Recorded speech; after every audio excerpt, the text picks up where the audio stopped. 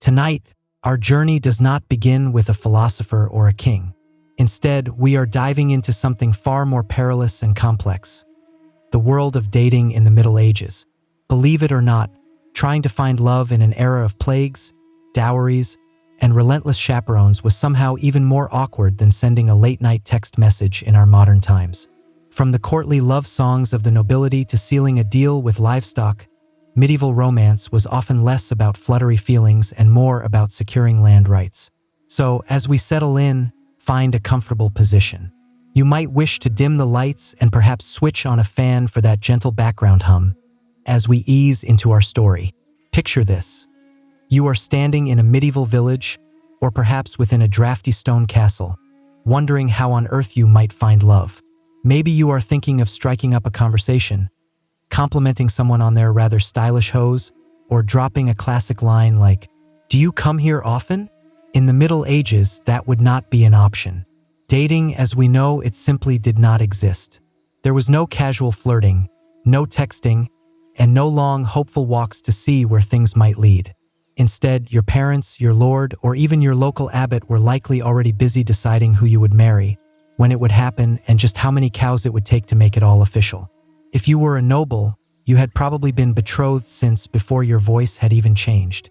You and your future spouse might meet for the very first time on your wedding day, a situation every bit as uncomfortable as it sounds. The entire affair was about land, titles, and the forging of family alliances, not about compatibility or how well one could play a solo on the lute. Now, if you were a peasant, things were a bit less formal, but only just. Your family still held considerable sway. And love? Well, that was rarely part of the equation. Maybe your parents knew a nice girl whose family owned a particularly productive goat. Or perhaps they admired a young man who could thatch a roof without tumbling off. Just like that, you were courting. It is not that people in the Middle Ages did not feel a sense of romance. They absolutely did. It just was not the top priority. The main goals were survival, inheritance, and the maintenance of social stability. Falling in love before marriage was a risky proposition. Falling in love outside of marriage was utterly scandalous. Either way, it was generally frowned upon, unless, of course, you were a character in a tragic poem, in which case you could feel free. And yet, people still dreamed. Maybe you would scribble a little verse on a spare piece of parchment, or you might sneak a glance across a bustling marketplace. Maybe, just maybe, you would fall for someone who had not been pre-approved by your family's livestock appraiser. But for now, you would wait. You would obey.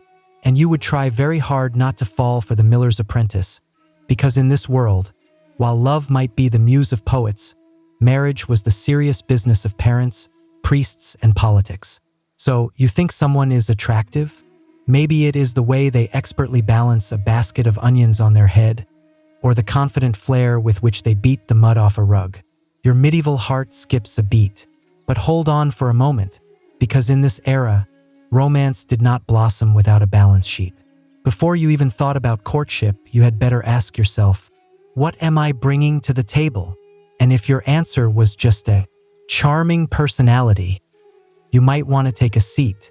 If you were a young man, you would need to have land or livestock or tools, or at least a roof that did not leak too much. Love letters were sweet, to be sure, but nothing screamed husband material, quite like two healthy oxen and a roof that could withstand a bit of a storm.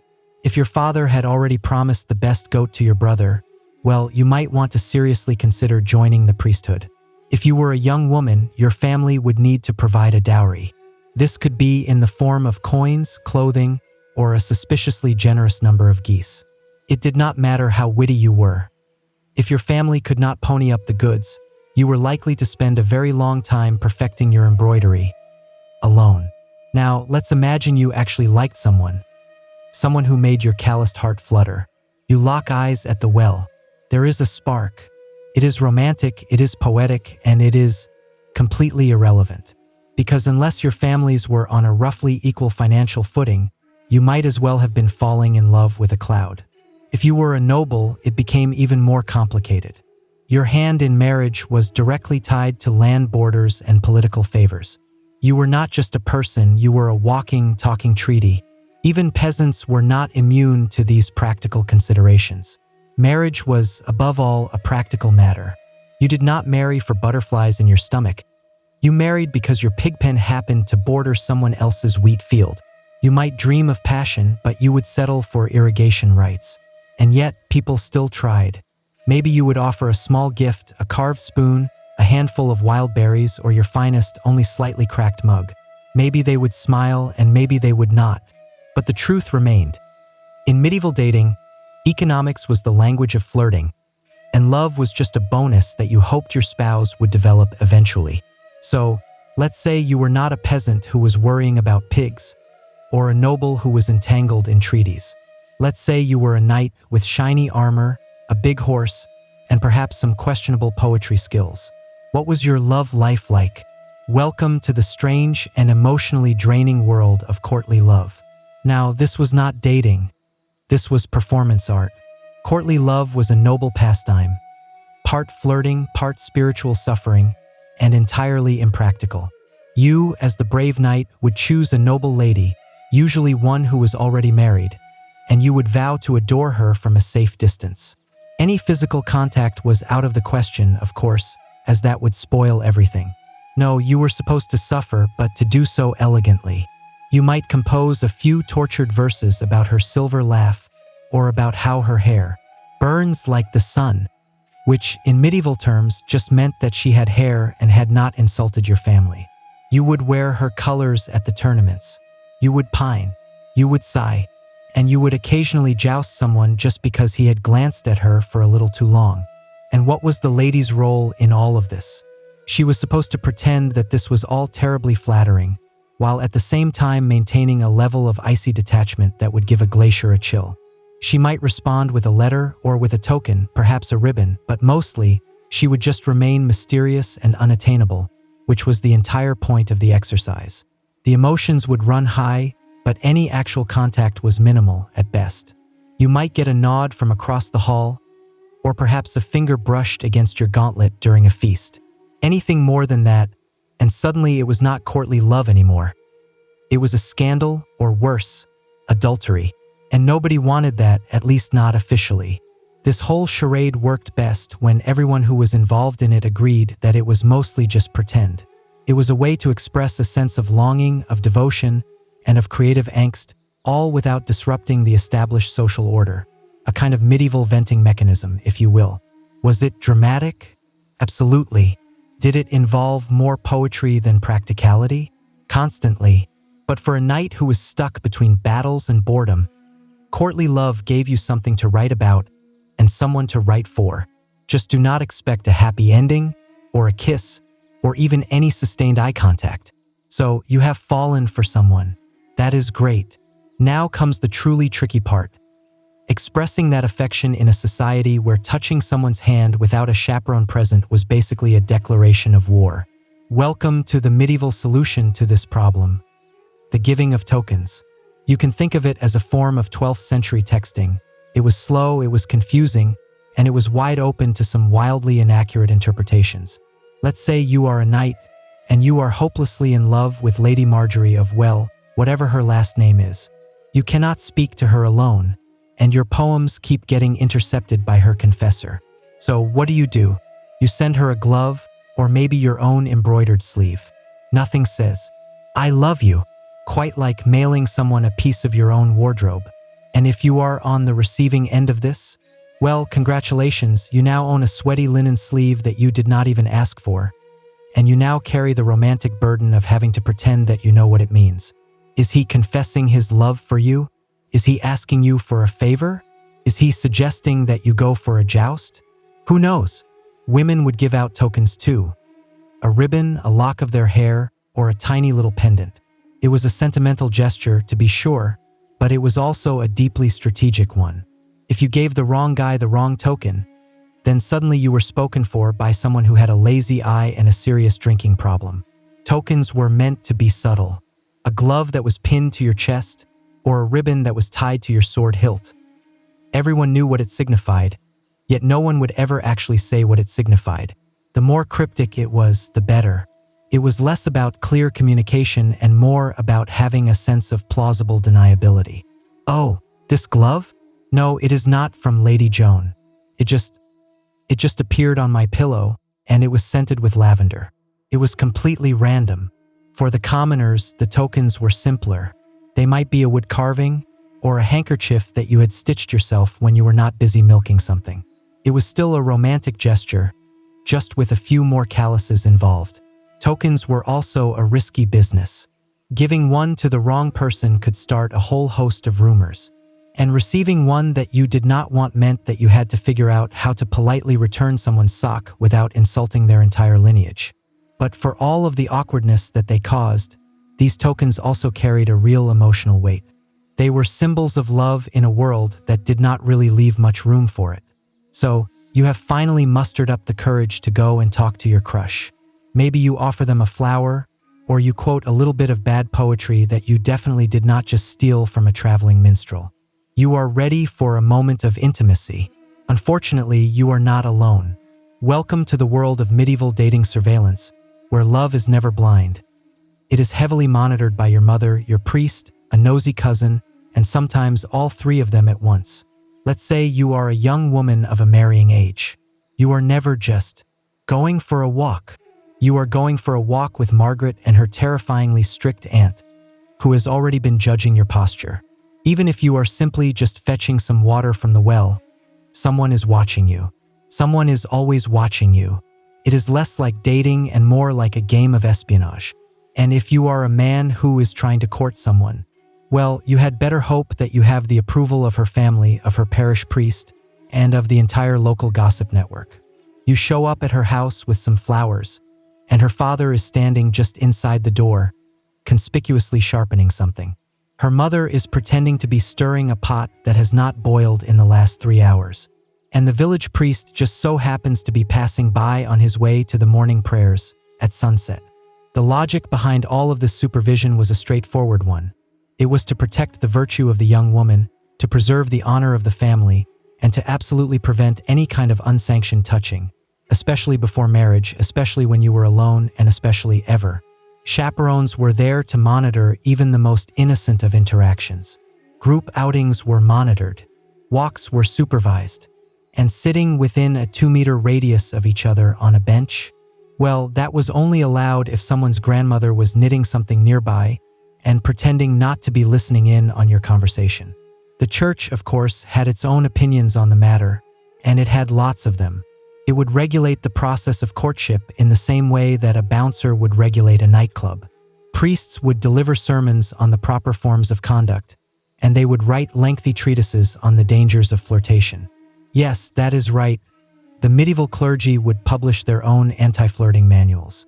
Just imagine someone painstakingly copying those out by candlelight, while the monks would be silently judging you from all across the scriptorium. Even the act of letter writing was not safe. Some of the monasteries would actually open up any love letters that they found, just to screen them for their moral content. That is right, a form of divine censorship. So, if you wanted to fall in love, you had to get used to doing it quietly, and in the constant presence of your entire extended family, and possibly even of God himself. So, you are in love, or at least you are medieval in love, which mostly just involves a great deal of longing, of confusion, and a lot of pacing around near the windows. You have exchanged a few glances across a crowded feast, and maybe they have even picked up your dropped handkerchief and have not immediately tossed it into the fire. The tension is unbearable, but you still cannot speak freely. There are chaperones and priests and mothers who are all lurking about like some kind of emotional border patrol agents. So what is your next move? You write a letter. Yes, the secret love letter, the most dangerous piece of parchment that has ever existed since the excommunication notice. This is your chance to be able to confess all of your deepest feelings by using the most cryptic and overly poetic language that you can possibly imagine. Because you cannot just say, "I like you." No, you must declare something like, "My soul is a stag that has been pierced by the arrow of your grace, and it is now roaming through the forests of my yearning."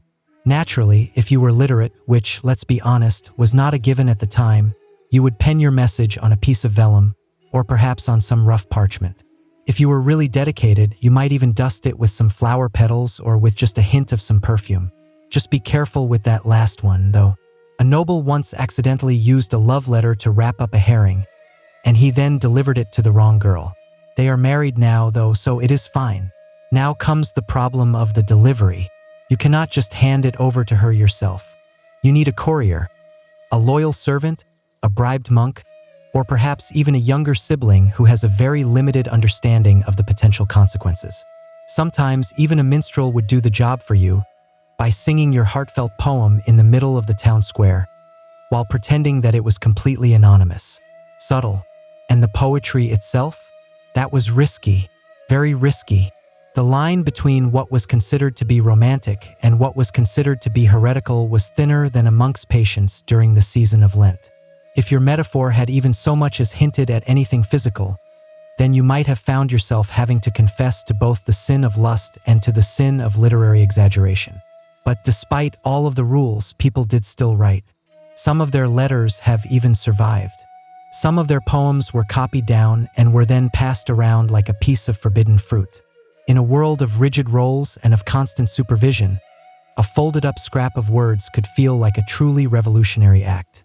So you write, you take the risk, you press your trembling hand to the parchment, and you say everything that you cannot say out loud. Just do not sign it too clearly. You are aiming for romance here, not for a church trial.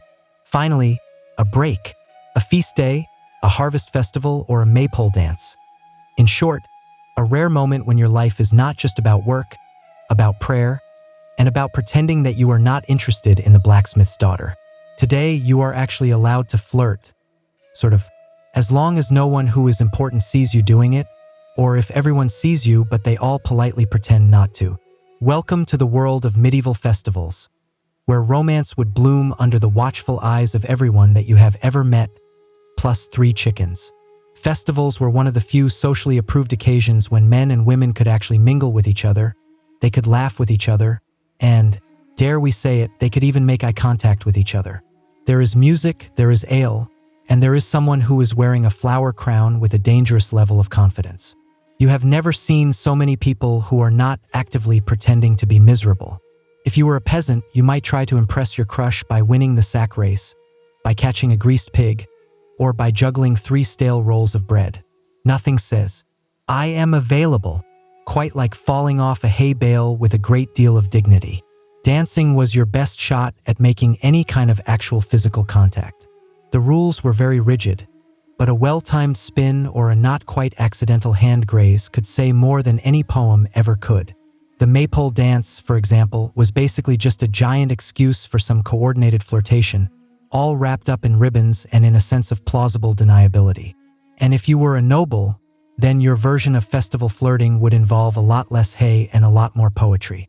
You might compose a verse right there on the spot, you might compare your lady's eyes to a pair of twin candles, or to some other glowing objects, and you might offer her a trinket, hopefully one that was not clearly just made by your servant only 5 minutes earlier.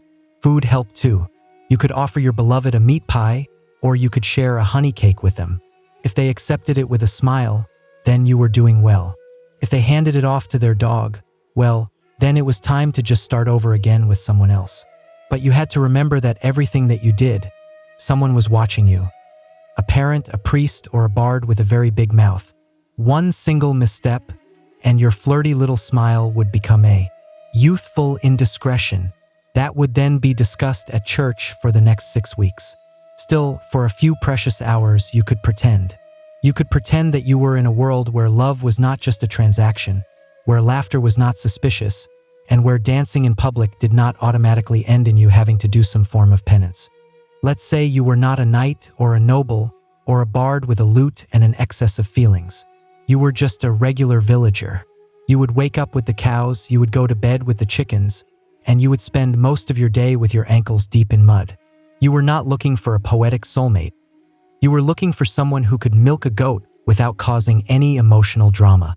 Welcome to the world of peasant courtship, where romance was a practical matter, where gestures were modest, and where the term chemistry just meant we can both survive the winter together. In your world, dating was less about having long conversations and more about sharing your daily tasks.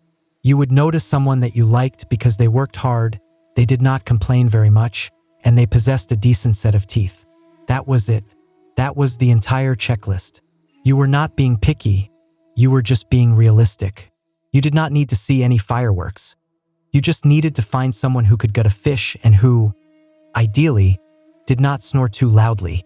So, how would you go about showing your interest? Well, you would give them gifts, small, useful things like a basket of eggs, a bundle of firewood, or a good-sized turnip. And if you were feeling particularly bold, then maybe you would give them a woven ribbon or a carved spoon. Nothing says, "I am serious about you," quite like a spoon that you have just whittled by candlelight, while your pig was silently judging you from the corner of the room. The conversations would happen during the shared chores. You might walk together to the mill, you might chat with each other while you were tending to the sheep, or you might exchange a few pleasantries while you were shoveling something that smelled questionable. No one was out there reciting poetry. You were just talking about the weather, about the crop yields, and about whether or not old Thomas had fallen into the well again. And yet, in its own way, it was all very romantic. There was a certain sweetness to be found in the simplicity of it all. A shared life that was built not on a sense of idealism, but on a sense of cooperation. You would know each other's strengths, you would know each other's weaknesses, and you would know how fast they could run when a goat had escaped. The proposals would often come very quickly. If you both agreed, and if your families also agreed, then a marriage would soon follow. Maybe you would move into a shared hut together, or maybe you would build a new one from scratch with a little help from the rest of the village. You would bring your best blanket, and they would bring a goat. And together, you would begin the strange miracle of domestic survival. It was not a glamorous life, but it was an honest one. You did it. You have found someone who can cook, who can clean, who can tolerate your family, and who does not visibly recoil at the sight of your feet. It must be true love, right? Well, now it is time to get married. In medieval terms, this means that you are now entering into a contract, not that you are exchanging some dreamy vows under the stars.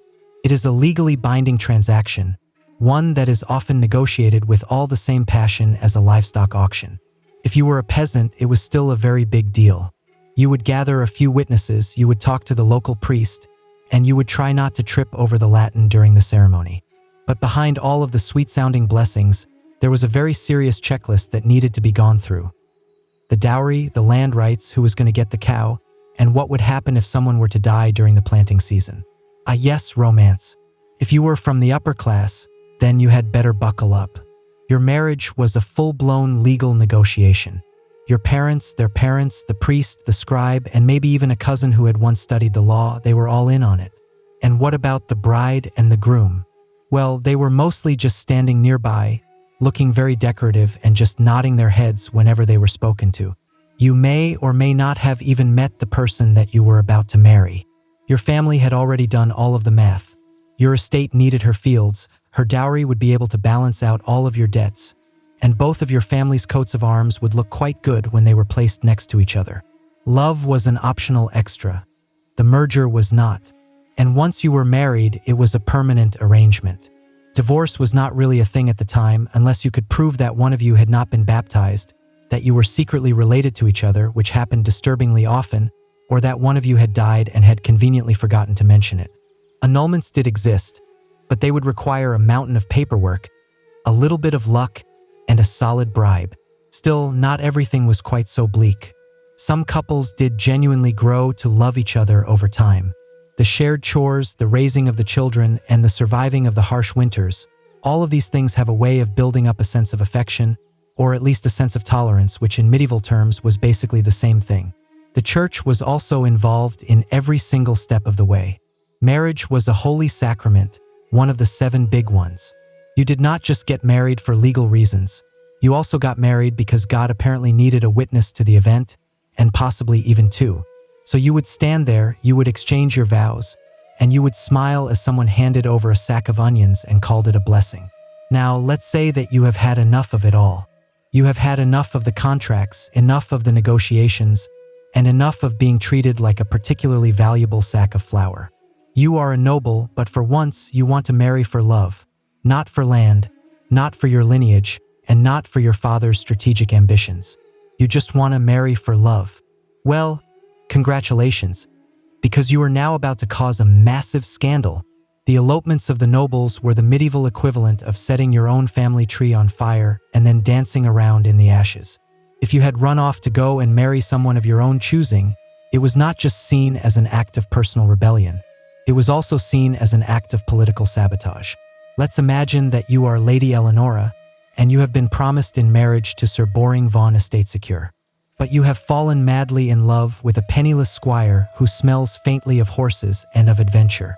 You would meet in secret, you would whisper sweet nothings to each other in the stables, and then one day you would just vanish. You would flee to a monastery where the abbot owed you a favor, and there you would get married under some very questionable legality, with only a nervous monk and 2 chickens as your witnesses. And what would be happening back at home? Well, chaos. Your family would be outraged. Your father would be threatening to lay siege to the groom's family's garden. Your mother would be crying into her embroidery hoop, and the church would be deeply concerned. The gossip, however, would be absolutely delicious. And if you were the groom in this romantic rebellion, then you had better not get too comfortable.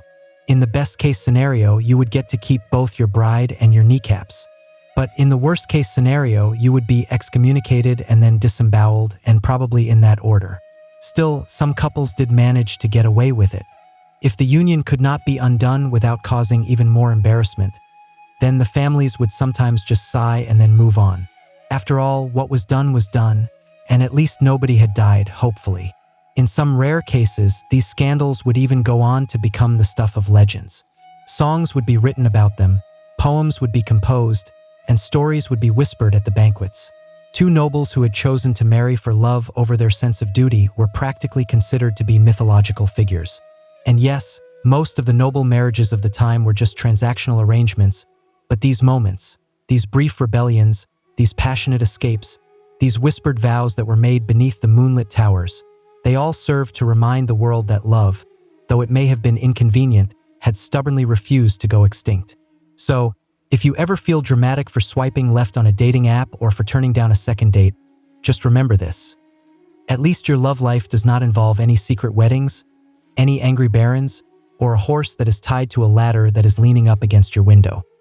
Marriage, that beautiful union of 2 souls and their respective financial portfolios. Because in the Middle Ages, love was a nice thing to have, but a dowry? Now that was something that was truly romantic. Let's say you are a bride. You are not just getting married. You are being launched into the world like a small, dowry-equipped economic vessel. Your family would prepare your dowry for you, which would consist of money, of livestock, of land, of linens, of a cow or 2, depending on how lovable they thought you were, and maybe even a set of pewter dishes if they were feeling particularly generous. All of these offerings would then go to your future husband, who would accept both you and your portable wealth with open arms and with a mental calculator. Now, let's flip the scenario. In some cultures or in some regions, it was not the bride's family who was providing the goods. It was the bride price. The groom would have to pay her family for the honor of being able to marry her, which was effectively like saying, "Here is a horse, a cloak, and 3 pigs. Now you can give me your daughter." It was medieval romance at its absolute finest. The point is that someone was always paying someone else. You were getting married, and there was absolutely a receipt that was involved in the process. These exchanges were not just about the transfer of wealth. They were also about a person's status, about their expectations, and about making a public statement. A large dowry might indicate that a bride had come from a very prestigious family, while a stingy one might suggest that they were just trying to offload her as quickly as possible, possibly due to some suspicious personality traits or to a habit of talking back. As the bride, you did not usually get to keep your own dowry. It would become a part of the household's economy, and it would be managed by your husband, it would be guarded by the law, and hopefully, it would not be gambled away on a game of dice and some ale within the first month of your marriage. If the marriage were to end, either through a death, an annulment, or if your husband had just wandered off to go and join a monastery after having a midlife crisis, then your dowry could theoretically be returned to you. But retrieving it was often much harder than trying to pull a sword from a stone. You would need to have some support, some legal backing, and ideally someone who could actually read. Meanwhile, the bride price, if it had been paid, was like buying a rare goat. It was expensive up front, and there were no refunds. It was meant to compensate the bride's family for the loss of her labor. After all, who was going to be milking the sheep now? So, while love was occasionally in the mix, money was always at the altar. So you did not go down the marriage route. Maybe you were the second son, or your dowry was just suspiciously small, or maybe you just really, really liked to chant. Either way, you have now joined a monastery or a convent. Congratulations! You have now taken a vow of poverty, of chastity, and of an aggressive disinterest in any form of romance. And yet, here you are, in a stone cloister, surrounded by silence, by the smoke of the candles, and by Brother Anselm's unexpectedly soulful eyes. Yes, even from behind the monastery walls, forbidden love could still find a way to bloom. To be clear, falling in love in a religious order was a deeply discouraged act. It was the kind of discouraged where you might get whipped, or you might get exiled, or you might get lectured by someone with a Latin name. You have sworn to give your heart entirely to God, which means that you are supposed to give it to literally no one else. But the heart is an unruly thing, and sometimes your prayers can start to sound a lot like love poems. Maybe it all starts with some innocent little tasks. You pass each other some bread in the refectory, you whisper to each other during the vespers, or you laugh a little too hard when someone drops a hymnal. And then, before you know it, you are tucking some extra cheese into Sister Beatrice's satchel, and you are starting to question everything. Some of the monks and the nuns of the time would write passionate letters to each other, which were disguised, of course, as just some theological musings. A line like, "Your soul is a shining light in the darkness of my contemplation," sounds very holy unless you are able to read between the lines, and many people were. There were inevitably some scandals that would occur. There would be secret meetings that were held in the herb garden. There would be midnight confessions that were not strictly of a sacramental nature, and there would be the occasional, gasp-worthy discovery of a nun who had a suspiciously round belly. The punishment for these transgressions was usually a very harsh one. It could be exile, it could be a public penance, or it could be being reassigned to some far-off abbey that was mostly just known for its sheep and for its silence. Still, not all of these stories would end in disgrace. Some of the lovers would manage to escape from their religious orders, and a few of them even got married after they had been defrocked. Most of them, though, would just return to their cloisters, with their faces red and their devotion renewed, and they would swear that the whole thing had just been an overzealous theological debate. Because in the end, the monastic life was all about discipline, but humans are still just humans, even when they are in robes and even when they are in silence. And sometimes, a quiet little glance across the chapel could be more thrilling than any tournament or any courtly poem. So you did it. You got married. There was a priest, there was a pig roast, and someone had spilled some mead on your mother's only nice cloak. But now it has been a few months or maybe even a few years and something just feels off. Maybe your spouse snores like a dying lute. Maybe they had forgotten to mention their chronic gambling problem to you. Or maybe you have just come to realize that marrying someone for their land and their sheep does not automatically result in a sense of romantic bliss. Either way, welcome to the world of medieval marital disappointment. Now, do not go reaching for the divorce papers just yet because they do not exist, at least not in any form that you would probably recognize. Marriage was a sacred and an unbreakable bond, one that was approved by the church, that was sealed by God, and that was enforced by a sense of public shame. You could try to get an annulment, but you would need to have a very good reason for it. A reason like, "We do not get along," would simply not cut it. You would have to be able to prove that one of you had been underage at the time of the marriage, that you were already married to someone else, that you were too closely related to each other, which happened surprisingly often, or, in the best-case scenario, that the marriage had never been consummated, which would mean that someone would have to confirm that fact in writing and possibly even under oath. Good luck with that. And if you were a noble, then things would get even messier. Your marriage was not just a personal matter. It was also a political one. Trying to escape from it could start a feud, it could ignite a scandal, or it could even launch a minor war. It was probably just best to quietly resent each other and to just attend separate feasts. So what did the unhappy couples of the time do? Well, for the most part, they just endured it. You would sleep in different beds. You would sigh dramatically at the dinner table. You would pour all of your feelings into your embroidery or into that one really angry psalm. Passive aggression would become your new love language. Of course, affairs still happened, usually quietly but sometimes spectacularly. The nobles would have their secret lovers, and the peasants would have their suspiciously helpful neighbors. The church would condemn all of this, of course, but that did not stop people from doing it. It just made them better at sneaking around in barns and at blaming things on God's mysterious will. For the women of the time, getting out of a bad marriage was an especially hard thing to do. Even if your husband was violent or if he had simply just vanished one day, society would still expect you to remain loyal, to remain silent, and to remain mildly pious, all while you were trying to survive off of bread crusts and of the general disapproval of those around you. Still, some people did manage to make it work. The marriages of the time were not always happy ones, but they could become partnerships, ones that were forged by hardship, by habit, and by the shared experience of having to haul firewood in the pouring rain. Let's say your spouse has died. Maybe it was from the plague, maybe it was from a farm accident, or maybe they had just tripped over a goose in the dark. However it may have happened, you are now a widow, and suddenly, the medieval dating pool has just reopened for you. Being a widow in the Middle Ages was an oddly liberating experience. It was not a do whatever you want kind of liberating, but it certainly did offer you a lot more freedom than you had had before. For the women especially, widowhood would often bring them a taste of a newfound independence. They would be able to manage their own land, they would be able to make their own decisions, and they would even be able to speak in public without being immediately shushed. And if you were still youngish and you still had most of your teeth, then you could remarry very quickly. Very quickly indeed. Mourning periods did exist at the time, but so did one's survival instincts. A widow who had land but who had no husband was basically just a walking treasure chest. The suitors would appear with an alarming speed, some of them being sincere, but others just being very enthusiastic about your dairy cows.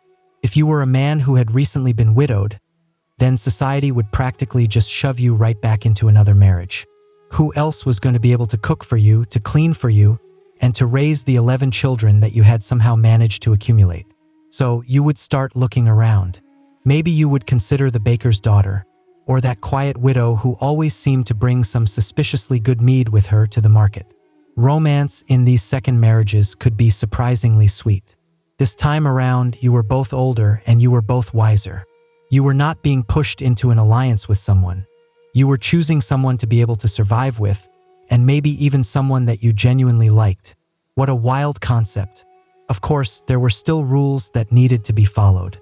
The church would frown upon any remarriages that had happened too quickly, as in, your spouse is not even cold yet, quickly. And the widows would often have to negotiate with their families over their dowries and over their inheritances. Nothing says a romantic second chance, quite like having to argue with your brother-in-law over who it is that gets to keep the butter churn. But still, second marriages were a very common thing, and they were even expected. Life was short, the winters were long, and no one wanted to have to spend them all alone if they did not have to. And yes, love was a part of it all. Maybe it was not the swooning, sonnet-writing kind of love, but it was the quiet kind, the kind that was based on shared stories, on a mutual respect, and on the understanding that you had both already seen some things in your lives. So you would light the fire, you would pour the soup, and you would just try again. Not because it was perfect, but because it was human. You have made it this far. You have survived all of the contracts, all of the courtships, all of the chaperones, and possibly even a dramatic elopement from a barn. But before you go and fall for someone new, you should ask yourself the most medieval of all the questions. Are you cosmically allowed to be in love with this person? Because in the Middle Ages, love was not just a matter of the heart. It was also a matter of the stars, of the bones, and of whether or not your grandmother had seen a fox this morning. Let's begin with the subject of astrology. Yes, before you had even thought about kissing anyone, you might have wanted to go and consult with the local monk astrologer. Were your signs compatible with each other? Was Venus in retrograde? Was your beloved born under an unlucky moon? If so, then it was probably better for you to just go and marry someone who was less cosmically cursed. Love is already hard enough as it is, without having to deal with any planetary sabotage. Then there were the birthmarks, mysterious little symbols that might have been able to identify you as your soulmate's long-lost twin, or perhaps as their destined executioner. The superstitions of the time were very flexible like that. But the church also had its own extensive checklist that needed to be followed. You could not marry your cousin or your second cousin or your fourth cousin twice removed, unless you had some kind of a special permission, which the wealthy would often conveniently just buy for themselves because of all the loopholes. So, before things had gotten too serious, you would probably have needed to draw up a detailed family tree and then to just discreetly erase certain parts of it. A person's social status also mattered, and it mattered very deeply. A noble could not fall in love with a peasant without it being declared to be either a miracle or a serious moral failing. Cross-class romance was a very rare and a very scandalous thing, and it was only really considered to be acceptable if it had later gone on to become a tragic folk song. And then there were all of the omens. If a raven had flown overhead while you were thinking about someone, then that was a very bad sign. If you had dropped a piece of bread at the dinner table while you were glancing at your crush, then you could just forget about it because that was a cursed union.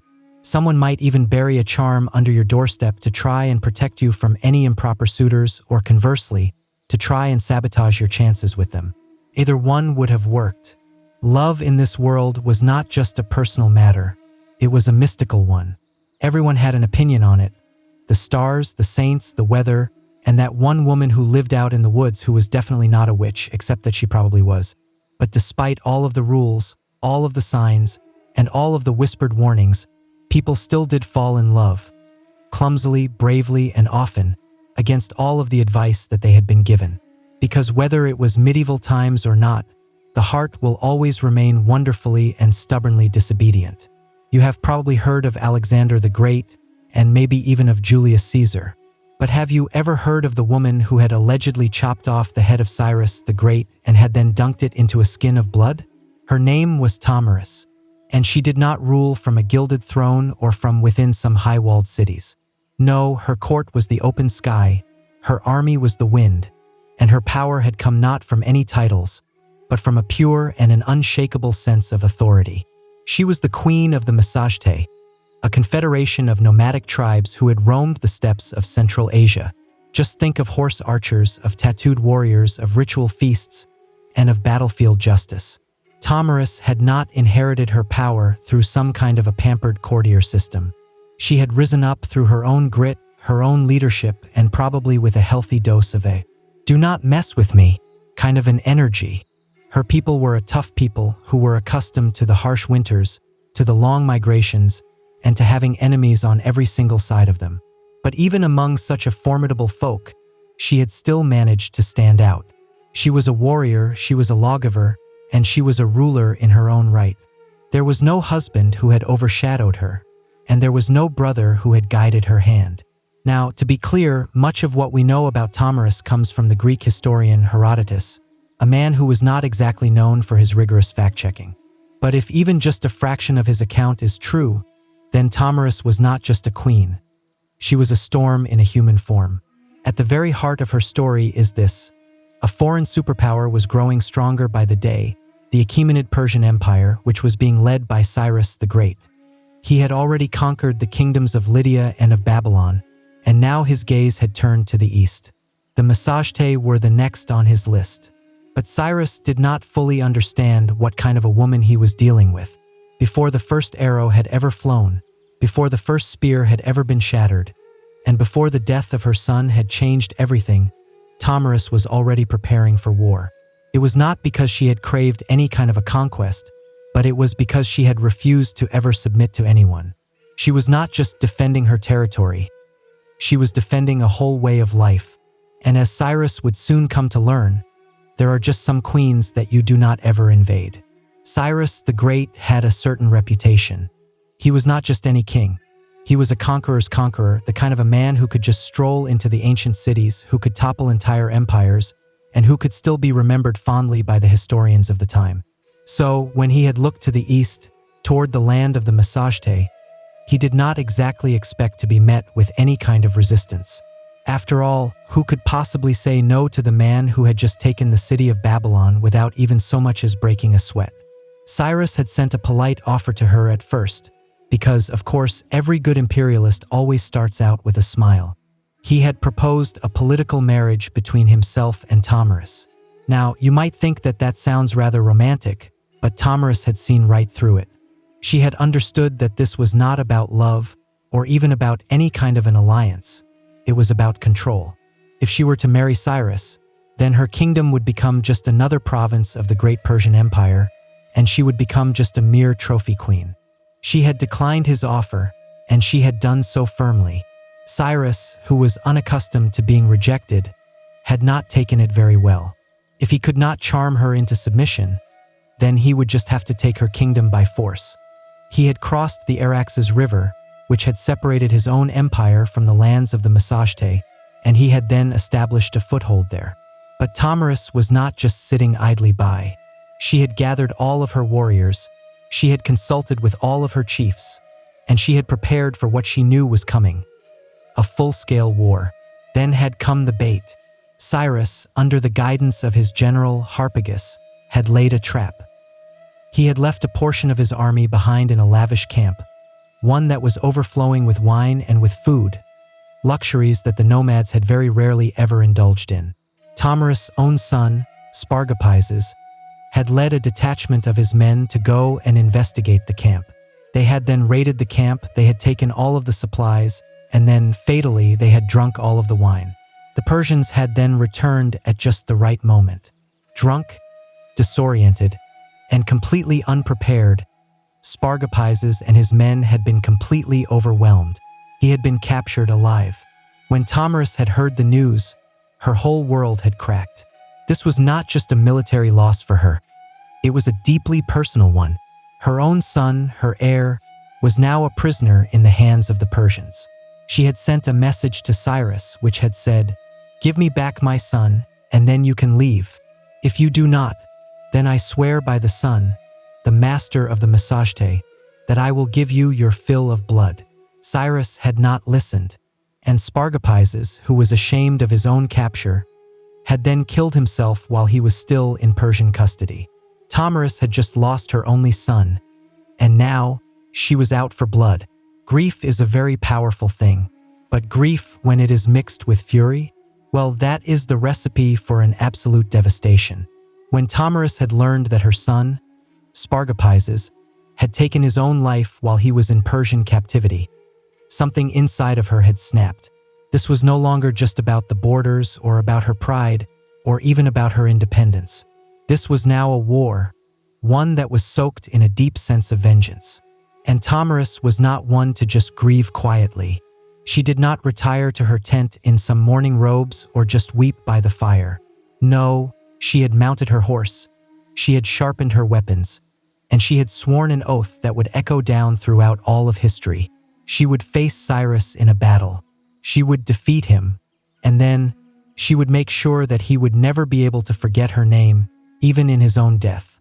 According to Herodotus, Tamaris had summoned her own tribal council, and under her command, the Massagetes had then mobilized. Just picture it. Thousands of warriors on horseback, who were all adorned in their leather armor, who were wielding their bows and their spears, and who had their faces all painted with a deep sense of fury. They did not march like a Persian army would have. They moved like a storm, swift, chaotic, and with a deadly sense of precision. This time, it was she who had set the trap. Cyrus, who was perhaps a little overconfident from his earlier deception, had underestimated her resolve. But Tamaris now knew all of his tactics. She had studied all of his movements.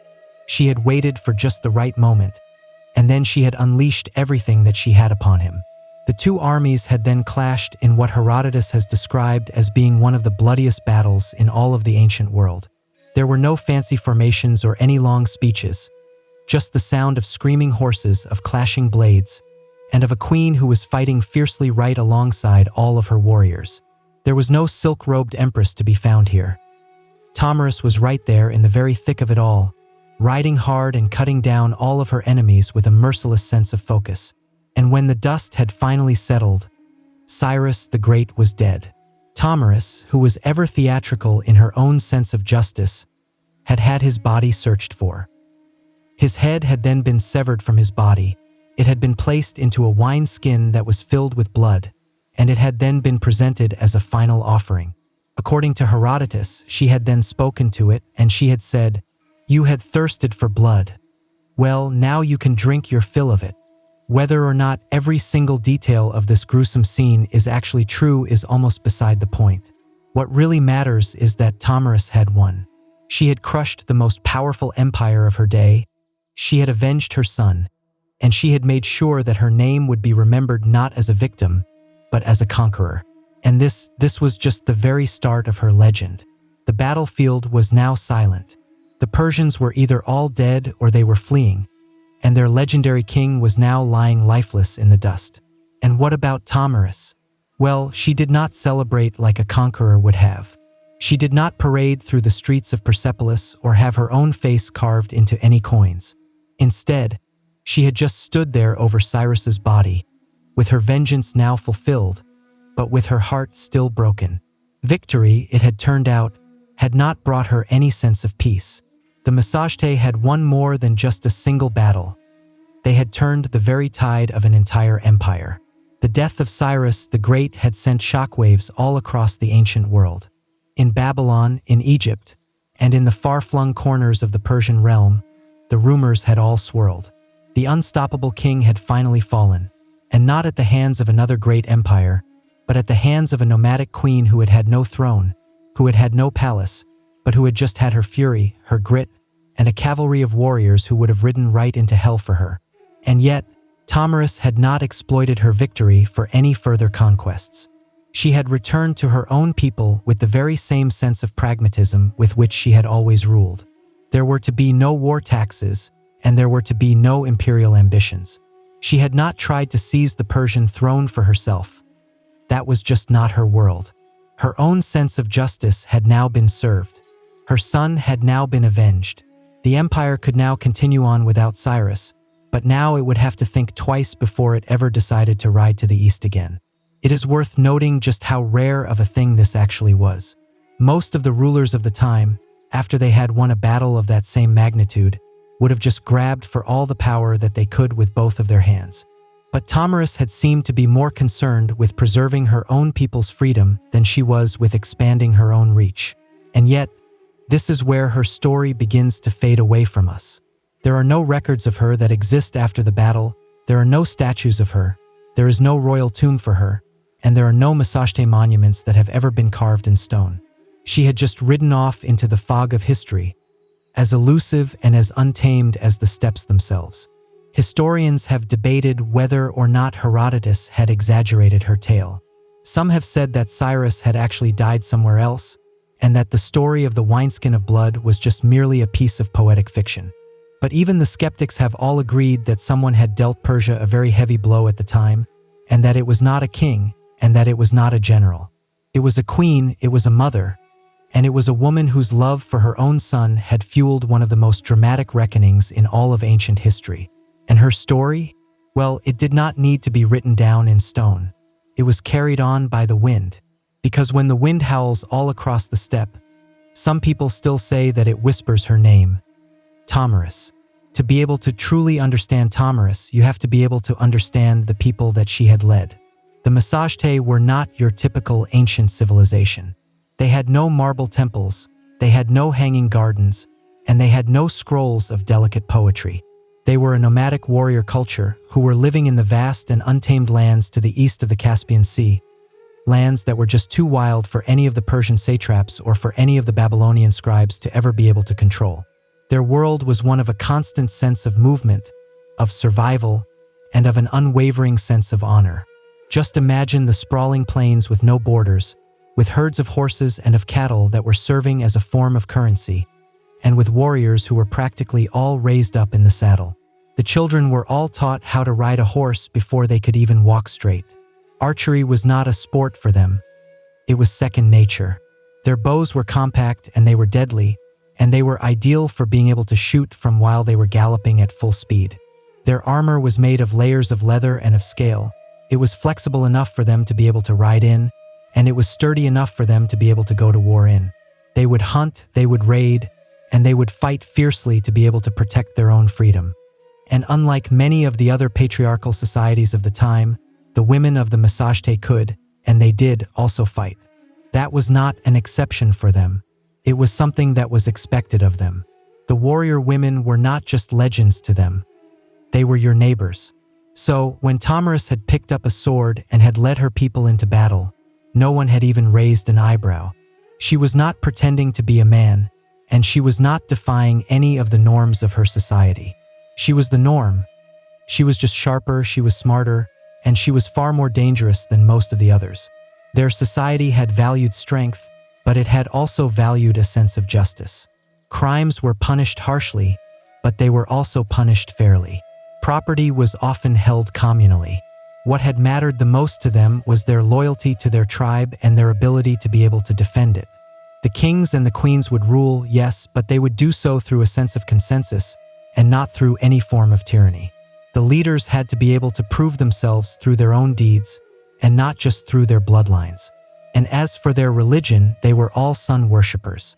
Tomyris, in her famous warning to Cyrus, had sworn, "By the sun, the master of the Masajte." The sun was their life, it was their light, and it was their sense of justice, the divine judge of all of their oaths. To break one's word was to spit in the very face of the heavens. In short, Tomyris was not some kind of an anomaly. She was the ideal embodiment of her own people. She was fierce, she was principled, and she was proud. She had not risen to power in spite of being a woman. She had risen to power because she was exactly the kind of a leader that the Masajte had revered. While the Persians had had their bureaucracy, the Masajte had had their freedom. And in one brutal, history-defining clash, that freedom had held its own ground. Because when you come from a land where the wind never stops and where the sky is your only ceiling, then submission is simply just not an option. You know what is strange? Everything that we know about Tomyris, her epic battle with Cyrus, the tragic death of her son, and that infamous wineskin that was full of blood, it all comes from just one man, Herodotus. Now, Herodotus is often called the father of history, which sounds very impressive until you realize that he is also the father of hearsay, of myth, and of a healthy dose of dramatic flair. The man just loved a good story, and if that story had involved any divine omens, any gory revenge, or any queens who were shoving severed heads into bags of blood, well, then that was even better. So, how much of the tale of Tomyris is actually true? Well, that all depends on just how much you are willing to trust a Greek historian who was writing decades after the events had actually taken place, and who had probably never even met a single member of the Masajte in his entire life. Herodotus had relied on second-hand accounts, on the tales of travelers, and on whatever rumors were swirling around the Persian Empire at the time. To him, history was not just a record of events. It was a performance. Still, here is the thing, he had chosen to tell her story. In a world that was brimming with male warlords, with tyrants, and with kings, Herodotus had gone out of his way to go and spotlight a steppe queen who had brought down one of the greatest rulers in all of history. And that is not nothing. But let's just zoom out for a moment. Why did this particular tale spread so widely?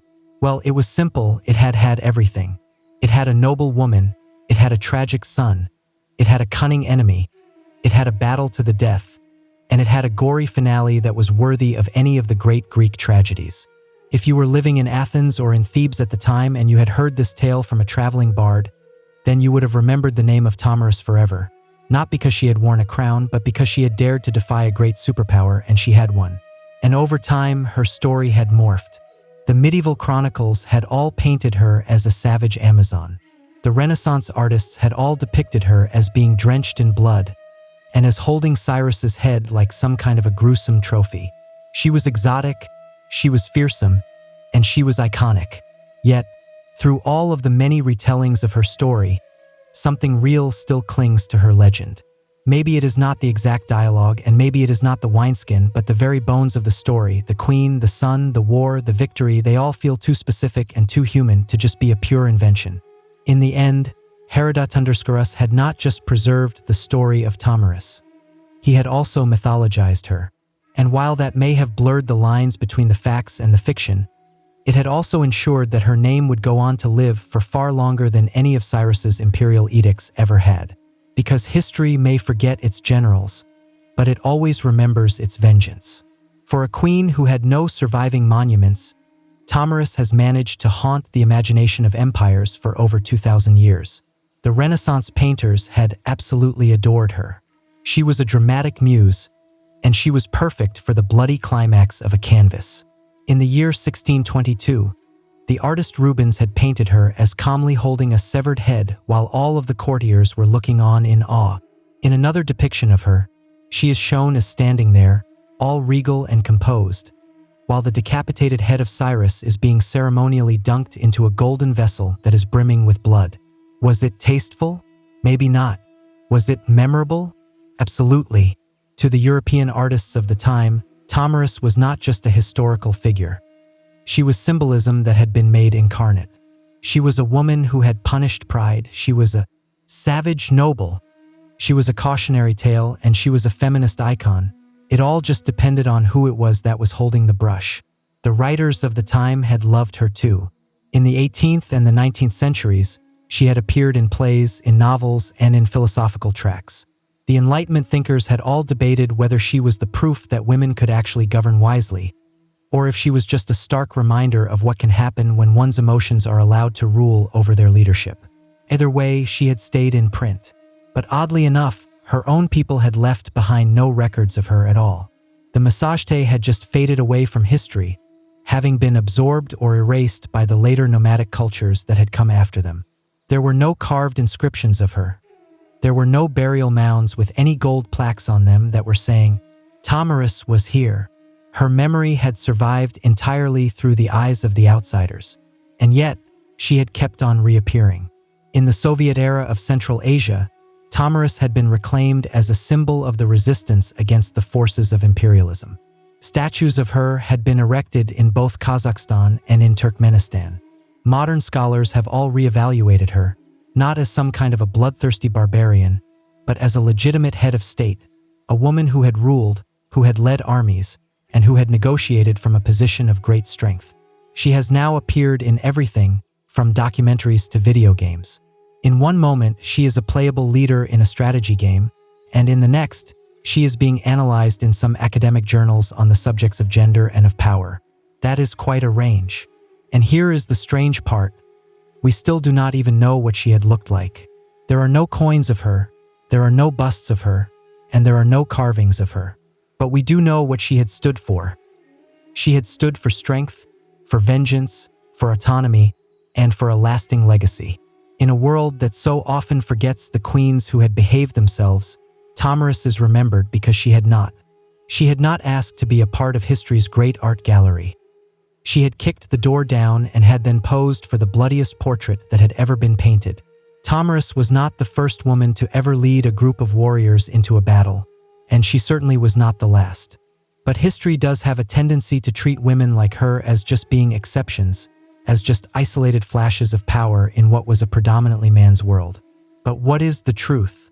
The truth is that Tamaris was a part of a long and an often overlooked lineage of women who had all ruled through the power of the sword. Let's just rewind for a bit. Before there was Tamaris, there was Shemuramat, the Assyrian queen who may have been the inspiration for the mythical figure of Semiramis, the builder of cities and the slayer of all the rebels. And around the very same era, the Scythians, who were the cultural cousins of the Massagetæ, had had their own female warriors who were buried with their own weapons and whose skeletons have all shown the clear signs of them having sustained some battle injuries. These were not just some ceremonial roles. These women had fought, they had bled, and they had died on horseback. And after Tamaris had come even more. Boudica, the Celtic queen who had led a fiery revolt against the mighty Roman Empire in the 1st century CE, is often compared to her. Like Tamaris, Boudica's war had also been sparked by a personal loss. Her own daughters had been assaulted, and her land had been seized. And what was her response? Well, she had burned the Roman settlements to the ground and had left them in ashes. The parallels between the two women are quite uncanny. There was the grief, there was the vengeance, and there was an empire that was just too arrogant to be able to see what was coming. And then there is also Zenobia, the queen of Palmyra, who, in the 3rd century CE, had defied Rome itself and had carved out her own mini-empire in the east.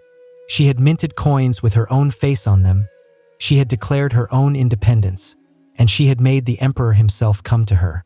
What binds all of these women together, including Tamaris, is not just their power. It is also their audacity. They had all led in eras that had pretended that leadership had belonged exclusively to the men.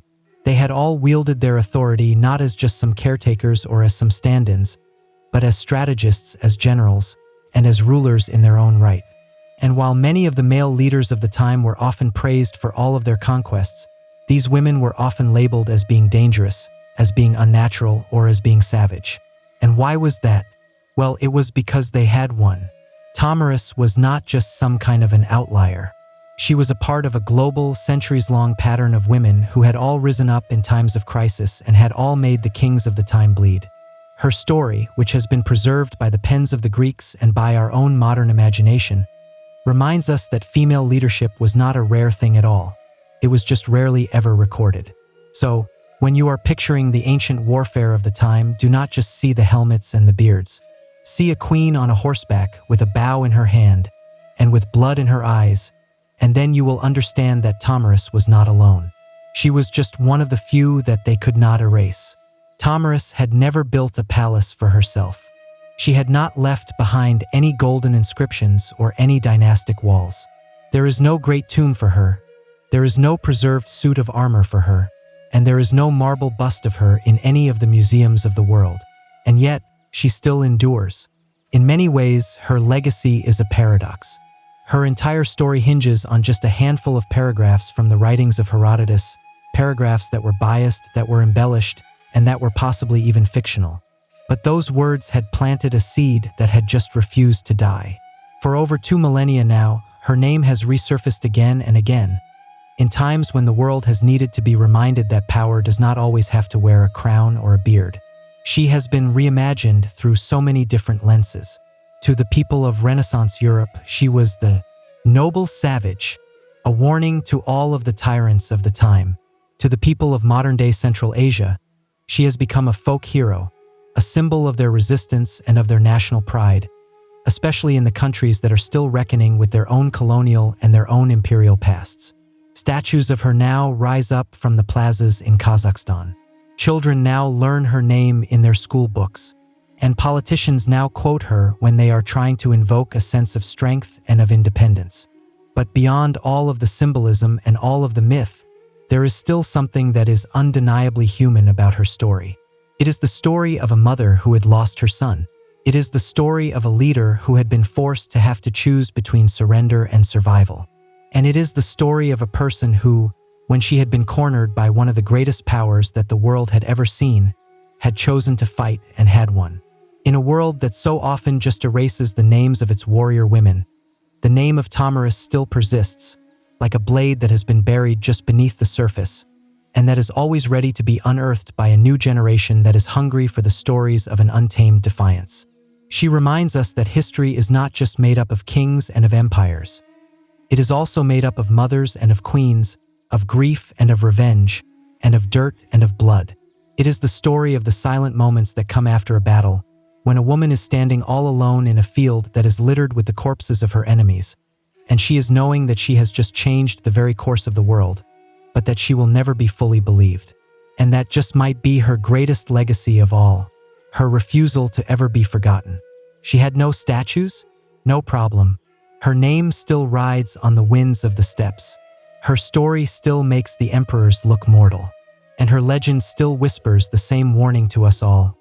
Come for me, and you will get to drink your fill of blood. So, the next time that you ever hear of a great king's downfall, just remember this. Sometimes the final blow does not come from a rival empire, but it comes from a queen on a horseback, one who may have been lost to history, but who has never truly been gone.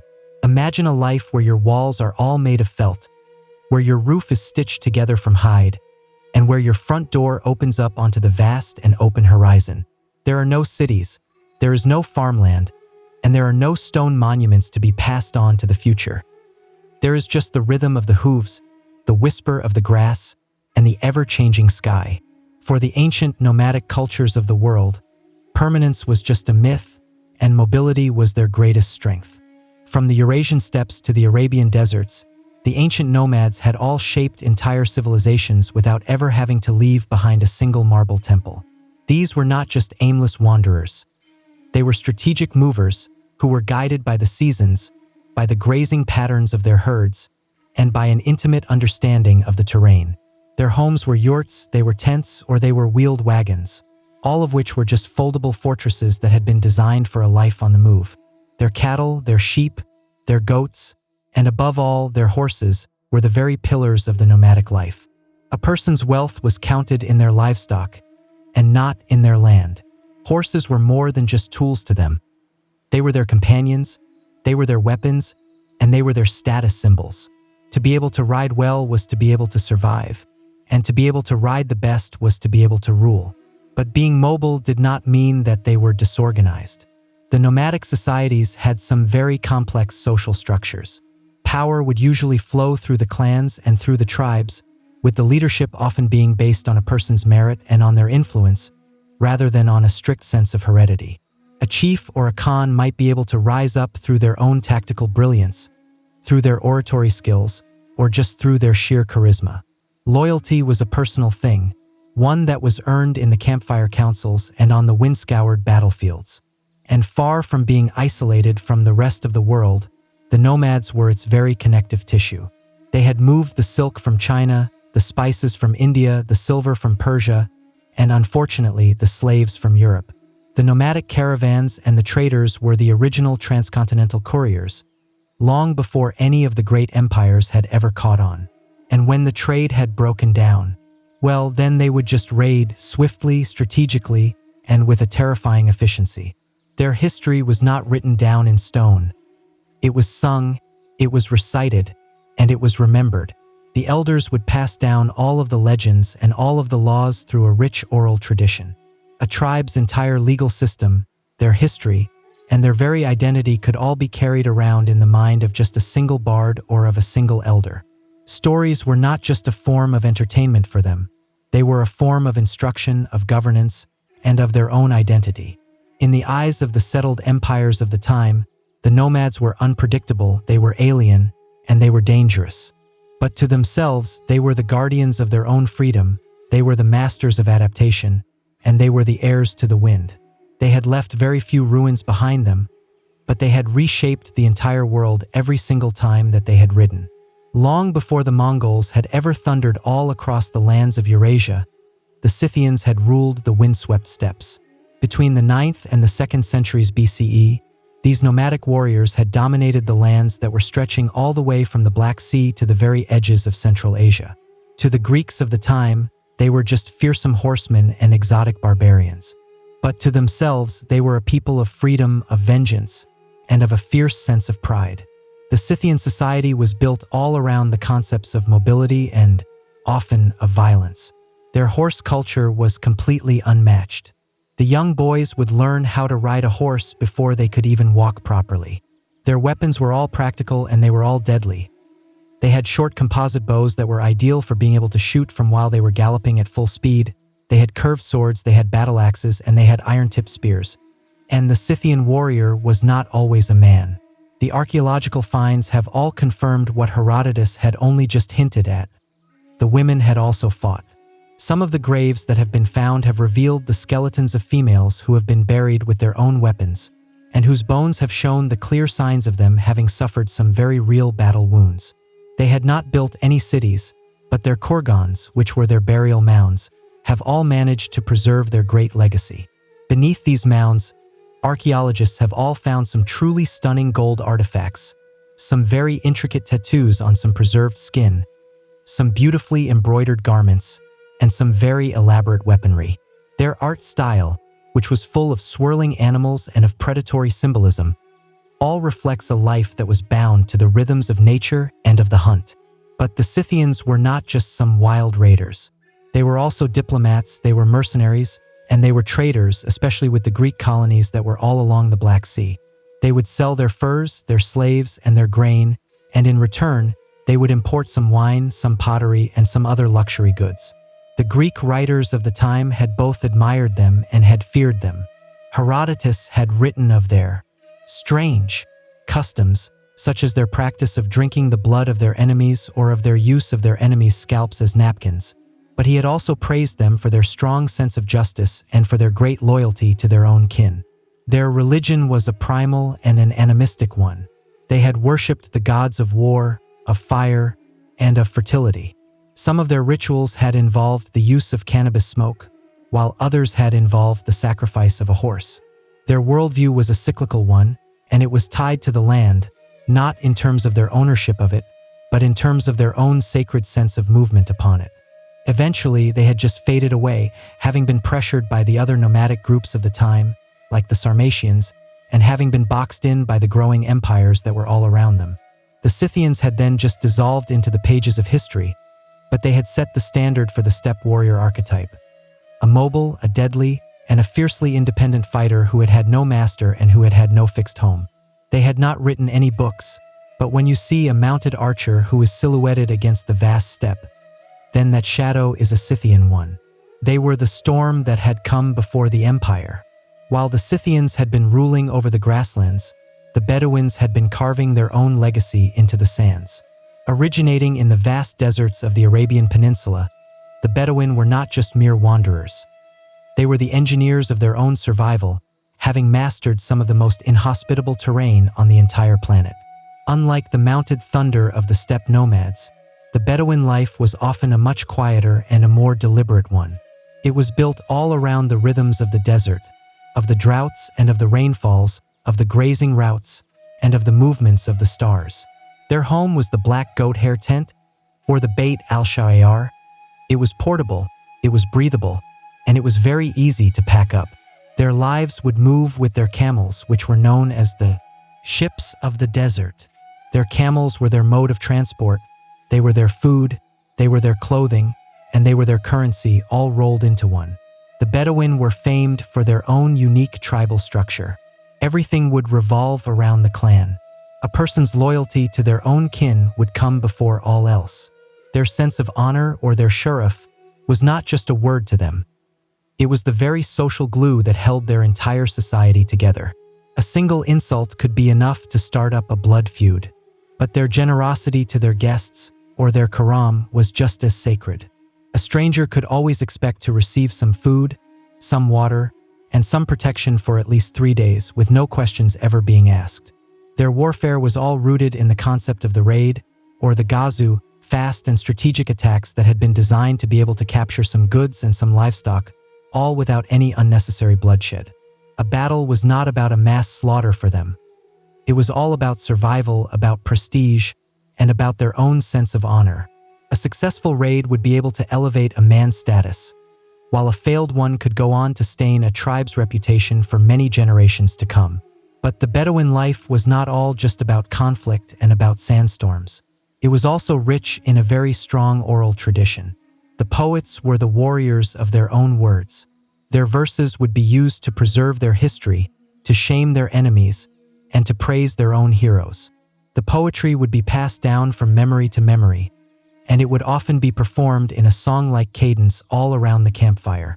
Some of the poems would even go on to become a form of a tribal law, while others would just become the stuff of legend.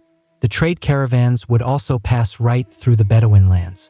These tribesmen would serve as their guides, as their protectors, and sometimes even as their smugglers by moving all of their goods, like their incense, their spices, and their silk, from southern Arabia all the way up to the Levant and even beyond. They had known the location of every single oasis and of every single star path. Their knowledge was legendary, and it was often very expensive. Though many of the Bedouins had later gone on to integrate themselves into the cities and into the empires of the time, they had still managed to maintain a very fierce sense of their own identity.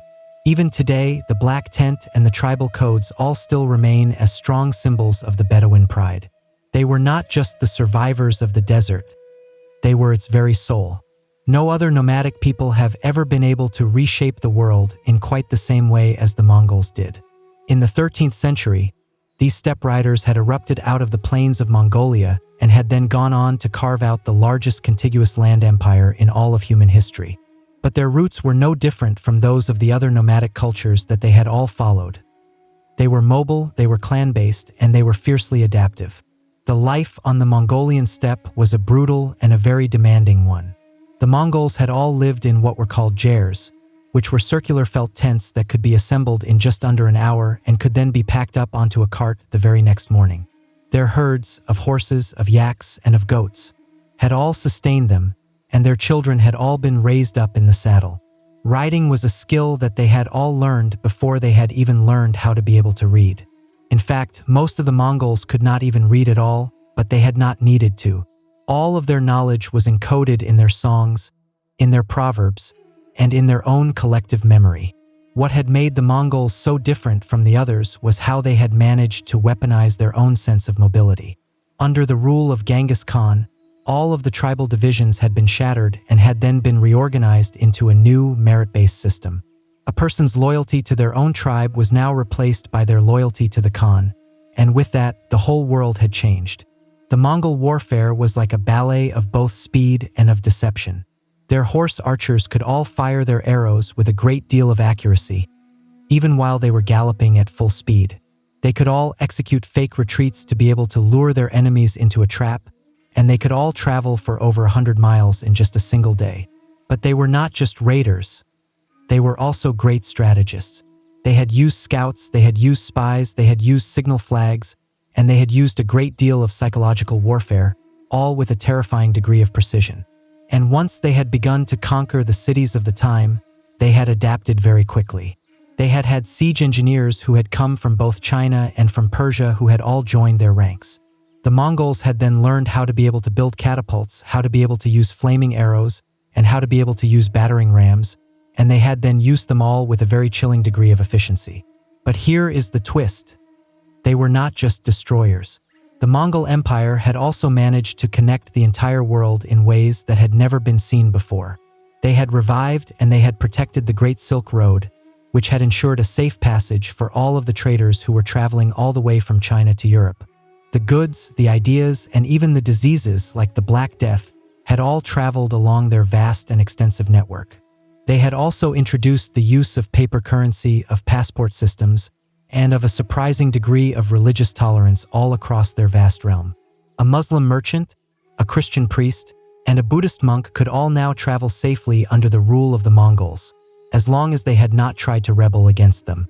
And yet, they had still all remained as nomads at their very heart.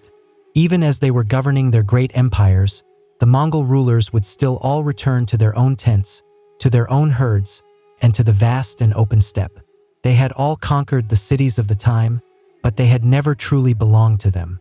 Because no matter how high up they had all managed to climb, they had always still ridden with the wind at their very backs. To the sedentary empires of the time, the nomads were either useful or they were dangerous, and sometimes they were both at the very same time.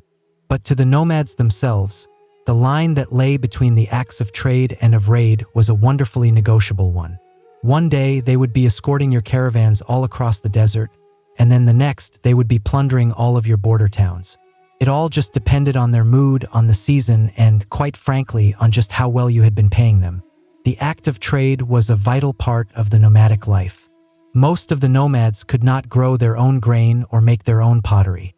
They were in need of tools, of textiles, of spices, and of other luxury goods.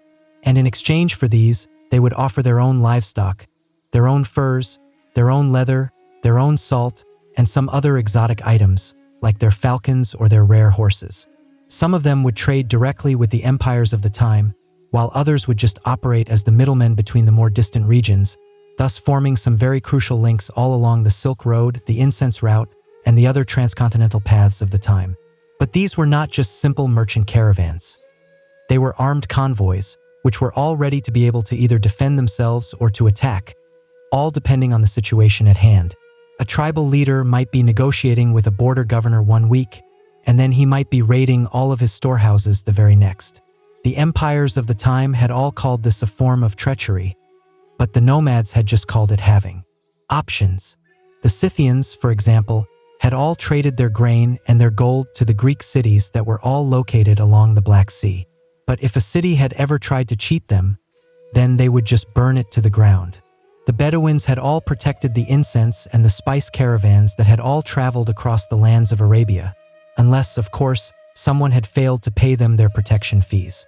Then all of the camels would just mysteriously seem to change their direction. The Mongols, under the rule of Genghis Khan, had initially tried to engage in a peaceful form of trade with the Khwarezmian Empire. But when their merchants had all been executed, they had then responded by completely annihilating entire cities. To the nomadic mind, The act of trade was both a personal and a political one. It was not just a form of business. It was also a reflection of a sense of respect. If a sedentary kingdom had treated the nomads as their equals, then the commerce between them would have thrived. But if they had ever disrespected them, then the punishment for that would have been swift, and it would have usually been delivered on a horseback. This tension had then given rise to a very strange kind of a relationship. The border economies, the towns and the cities that were all located on the very edge of the nomadic zones, had all often become these kind of hybrid spaces, which were half a military outpost and half a bustling market. The governors would have to bribe the chieftains. The tribes would have to trade their news, their horses, and their intelligence. And sometimes even marriages would have to be arranged just to be able to seal a very fragile sense of peace. This dance that existed between the acts of trade and of raid was not a flaw in the nomadic life. It was a feature of it. It had allowed them to be able to negotiate for power without ever having to occupy any of their territory, to be able to influence the great empires without ever having to build any of their own, and to be able to remain fluid in a world that had all worshipped the use of walls. They had not needed to conquer any of the cities of the time. They had just needed the cities to all keep on watching the horizon. In a world that had had no libraries, no scrolls, and no printing presses, how would you go about preserving your own history? Well, for the nomadic cultures of the time, the answer was a simple and an incredibly powerful one. You would just have to remember it. The oral tradition was not just a storytelling tool for the ancient nomads. It was also their library, it was their courtroom, it was their constitution, and it was their very own mythos, all rolled into one. From the Scythian grasslands to the Mongol plains and to the Bedouin deserts, the act of memory was a sacred one, and the power of the tongue was often much sharper than the power of the sword. The elders of the time were more than just old men and old women. They were living archives. They had all known the lineages of their people that were stretching back for a dozen generations. They had all known the war stories that had all shaped their own tribal identity, and they had all known the proverbs that had all guided their decisions in the times of peace and in the times of battle alike. These were not just mere campfire tales that were being told for the sake of amusement. These were lessons, these were warnings, and these were the laws of their people. Among the Bedouins, the art of poetry was king. A well-crafted verse could be used to shame an enemy, to honor a fallen warrior, or even to just settle a simple dispute. The poets, or the shaires, as they were called, were the advisors to all of the tribal leaders, and they were often remembered much more clearly than many of the chiefs of the time had ever been. Their words could be used to either ignite a war or to stop it cold. And their memories, well, they were flawless. Entire epics were passed down from one generation to the next, word for word. The Mongols were no different. The great work that is now known as The Secret History of the Mongols was first preserved orally, and it was only written down much later on. It tells the story not just of the rise of Genghis Khan, but also of the cultural values of loyalty, of fate, of revenge, and of ambition that had all defined their entire world. It is not just a dry historical record. It is a living saga, one that was originally recited from the heart, just to be able to teach and to be able to unify the people. Even the Scythians, who had left behind almost no written records of their own, had still managed to maintain some very detailed oral accounts of all of their migrations, of all of their battles, and of all of their alliances. When the Greek writers of the time, like Herodotus, had all described their tales, they were all just capturing the mere echoes of a much older and a much more spoken tradition. A history that had all been passed down through the campfires and that had not been chiseled down into any stone. The oral tradition did have its risks, of course. The memories could all fade, and the stories could all evolve over time.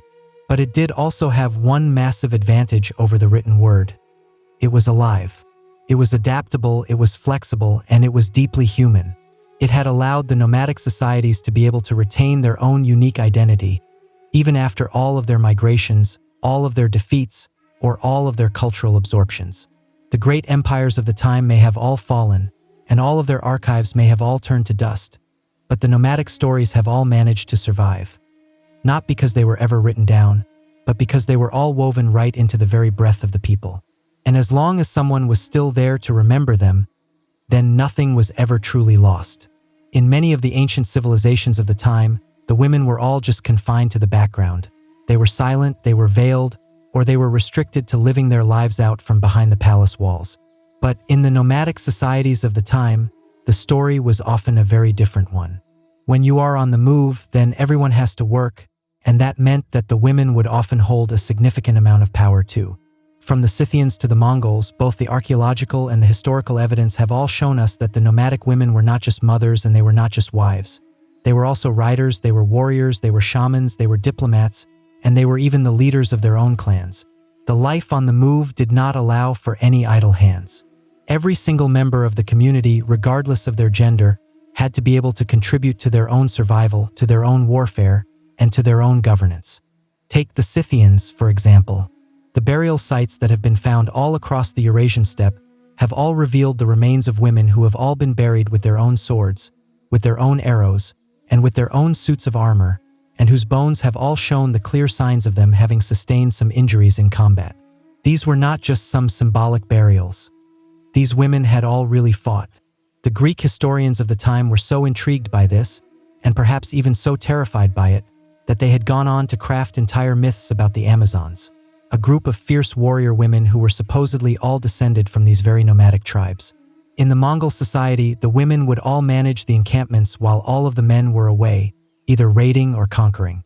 But even at the very highest levels of power, the women had still all managed to leave their own mark. Genghis Khan's own daughters and his own daughters-in-law would all often rule over their own territories. They would all lead their own armies, and they would all conduct some very crucial forms of diplomacy. One of the most powerful of all of the women in all of Mongol history, Sorghutani Beki, was a brilliant strategist and a true kingmaker who had all raised up a number of different emperors and who had all brokered some very vital alliances. Among the Bedouins, the women had had fewer public leadership roles, but they had still all managed to wield a considerable amount of influence through the power of their poetry, through their family alliances, and through the sacred traditions of their hospitality. A woman's tent was her own domain. Her ability to be able to manage all of the resources, to be able to uphold her own sense of honor, and to be able to raise up the future warriors of her tribe had all made her a very central figure in the tribal life of the time. In some of the tribes, the women could even initiate a divorce, they could control their own property, and they could even own their own camels, the ultimate symbol of both wealth and of survival. The religion of the time had also provided some other avenues for the nomadic women to be able to exercise their own spiritual authority. In various of the Turkic and of the Siberian steppe cultures, the female shamans had all played some very crucial roles as the healers, as the spirit guides, and as the keepers of the ancestral wisdom of their people. They were not just some fringe mystics, they were some very respected pillars of their own community. In short, the concept of mobility had created a sense of necessity, and that sense of necessity had often given rise to a much greater degree of equality, or at least to a very different kind of a power balance, than was seen in most of the other settled empires of the time. The unpredictable nature of the nomadic life had all demanded a great deal of flexibility. If a man had ever fallen in a battle, then a woman would often just step up to take his place, all without any kind of a ceremony, and all without ever having to ask for any kind of a permission. In these windswept societies, a woman could be both the hand that had rocked the cradle and the hand that had drawn the bow. For the nomadic peoples of the time, their spirituality was not tied to any of the temples or to any of the other sacred buildings of the time. It was woven right into the very land itself, into the sky, and into their own journey. When your life is in a state of a constant motion, then your gods will all just ride right along there with you. The nomadic belief systems of the time were all typically very animistic, and they were all very nature-based, and they were all rooted in the cycles of the seasons, in the behavior of the animals, and in the rhythms of their own survival. The wind was not just a form of weather to them. It was also a messenger. The mountains were their guardians. The rivers all carried their own spirits. And the fire was a sacred thing to them. Life was just a constant dialogue with the unseen world. Among the Scythians, as they were all described by Herodotus, their worship had all been centered around a pantheon of gods who were all tied to the natural world. There was Tabidi, the goddess of the hearth, who was likely the equivalent of the Greek goddess Hestia, and there was Pepeos, the sky god, among many others. Their rituals had all often involved the sacrifice of a horse, the use of cannabis smoke, and the swearing of sacred oaths, all under the open skies. Their spiritual world was a visceral one, it was an earthy one, and it was a very direct one. There were no priests in any elaborate robes to be found here, just the warriors and the shamans who were all calling out to the heavens. The Bedouins, before the rise of the religion of Islam, had all practiced a form of polytheism that had all been centered around their own local deities and their own tribal idols. But above all else, they had all revered the unseen, the mysterious forces of fate and of nature. The jinn, or the spirits, as they were called, were all believed to have dwelled in the rocks, in the windstorms, and in the lonely places of the desert. The poets and the seers of the time were all thought to have been inspired by, and sometimes even to have been possessed by, these very entities. And the act of hospitality was not just a custom to them. It was also a spiritual obligation. In the Mongol culture, their spiritual world was all structured around the concept of Tengrism, which was the worship of Tengri, the eternal blue sky. Tengri was not a god that you would have prayed to in a temple. He was the sky itself. He was ever present, he was always watching, and he was always judging. Genghis Khan had even claimed that his own right to be able to rule had all come directly from Tengri himself. The Mongols had also all revered the earth spirits, the ancestral ghosts, and the sacred fire that had all burned in the very center of every single one of their tents. The practice of shamanism had all played a very vital role in their society. The shamans were the healers, they were the spirit guides, and they were often even the political advisors to the leaders of the time. The real beauty of the nomadic spirituality was its great sense of adaptability.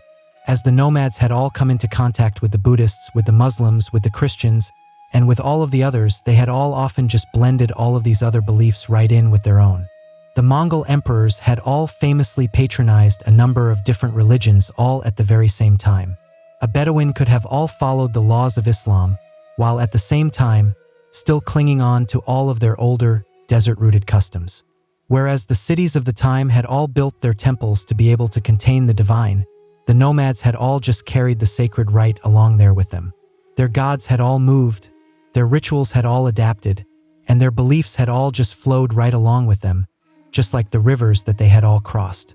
Because to a nomad, their faith did not need to have any four walls. It just needed to have the sky above them, the earth below them, and their own memories in between. They had not left behind any of the great pyramids or any of the great cathedrals of the time. You will not be able to find any of their capitals on any of our modern-day maps. And yet, the legacy of the ancient nomadic cultures is still written all over the pages of our history, in the flow of our trade, in the scars of their conquests, and even in the very languages that we all speak today. The nomads were not just some historical footnotes. They were the very architects of a great disruption, and they had all reshaped entire continents all through their own sheer sense of movement. The Great Silk Road? Well, that was not just a route for the trade of silk and of spices. It was a highway that had all been built by the very hooves of their animals, and that had all been maintained by the diplomacy, by the muscle, and by the local knowledge of a countless number of different nomadic tribes. Without them, the East and the West might have never been able to truly meet each other at all. The great empires of the time had all feared them, and for a very good reason. The Scythians, the Xiongnu, the Turks, and the Mongols had all challenged the very myth of an urban sense of superiority. Their great victories had all exposed a very fundamental truth, that the concept of mobility can actually outthink the concept of monuments. Where the great empires had all moved very slowly, the nomads had all just adapted. And when the great cities had all just relied on their walls for their own protection, the nomads had all just relied on their own sense of speed. But their influence was not just a military one. They had also all acted as some very important cultural bridges by carrying their music, their recipes, their stories, and even their religions from one world to another. The Mongol rule, for instance, had all brought the Chinese printing technology all the way over to the lands of Persia. The Arab Bedouin traditions had all deeply shaped the early Islamic world, from their own language and from their own laws to their own poetry and to their own codes of honor. The Turkic nomads had all laid the very groundwork for what would later go on to become the great Ottoman Empire. The very paths that they had all ridden upon had all become the very arteries of our own civilization. And even after all of their own empires had all faded away, their great spirit had still managed to endure. You can still see it today in our modern-day sense of horsemanship, in our own oral storytelling cultures, and in the very values of kinship, of resilience, and of independence that all still seem to echo all across the steppes, the deserts, and the tundras of our world. In many ways, they also all serve as a very important warning to us all. They all remind us that no structure is ever truly permanent, not even the grandest of all of the great empires. They had all proved to us that the wind could all just erase our borders, and that power did not need to be carved into any stone for it to be real. Today, many of the nomadic peoples of our world still do exist, though they are all fewer in their number, and they are all often under a great deal of pressure from our own modern-day borders, from the effects of climate change, and from the forces of urbanization. And yet, their descendants still all carry on with the very same traditions that are all older than most of our own modern-day nations. The tradition of hospitality to all strangers, the tradition of a great reverence for all of the animals, and the tradition of the stories that all still ride on through the generations, just like the horses that had all once ridden through the fog. So, when you are studying the pages of our history, do not just look at all of the walls, at all of the temples, and at all of the thrones. Just look in between them, because that is where the nomads had all once lived. And that is where our history had all once moved. In the mid-1800s, America was a country that was deeply divided, not just by its politics, but also by its sheer terrain. The East was bustling with cities, with factories, and with ports. The West was a wild and a beckoning expanse of mountains, of deserts, and of gold fields. And in between them, there stretched out for over 1,700 miles of an unforgiving wilderness. To be able to journey all the way from New York to California would have meant having to spend weeks on a ship, braving the treacherous waters of Cape Horn, or having to spend months in a wagon, dodging all of the diseases, all of the bandits, and the relentless and unending dust. But the dream was still there. A railroad that would be able to tie the entire country together, steel rail by steel rail, a direct line that would run from coast to coast. It was an idea that was unthinkable to some, but that was inevitable to others.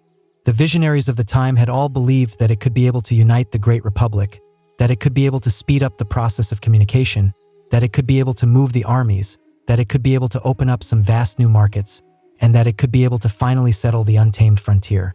To be able to build it, however, would require more than just a sense of ambition. It would also take a staggering amount of money, of labor, of land, and of political will. And that last part, the political will, had all arrived with the coming of the Civil War. In the year 1862, while the nation was busy tearing itself apart, Abraham Lincoln had signed the Pacific Railway Act into law. The law had then authorized two different railroad companies, the Union Pacific and the Central Pacific, to all start building from the opposite ends of the country. The Union Pacific would be heading to the west from the city of Omaha, in Nebraska, and the Central Pacific would be pushing to the east from the city of Sacramento, in California. They would then all just meet up somewhere in the middle. To be able to fuel this colossal construction effort, the government had then offered them all some massive land grants. For every single mile of track that they had laid, each of the companies had received up to 640 acres of public land, plus some very generous loans. And so, the race was on, not just to be able to unite the country, but also to be able to claim all of the land, all of the money, and a monumental place in the annals of history. On paper, it was a true marvel of our modern infrastructure. But in reality, it was about to become one of the most grueling construction efforts in all of American history. The workers would have to blast their way through the mountains, they would have to bridge their way over the vast plains, and they would have to brave their way through the bitter winters and through the scorching deserts. Thousands of immigrants and of other laborers would all be brought in to be able to do all of the backbreaking work. The rewards for all of this would be monumental, but so too would be the human cost.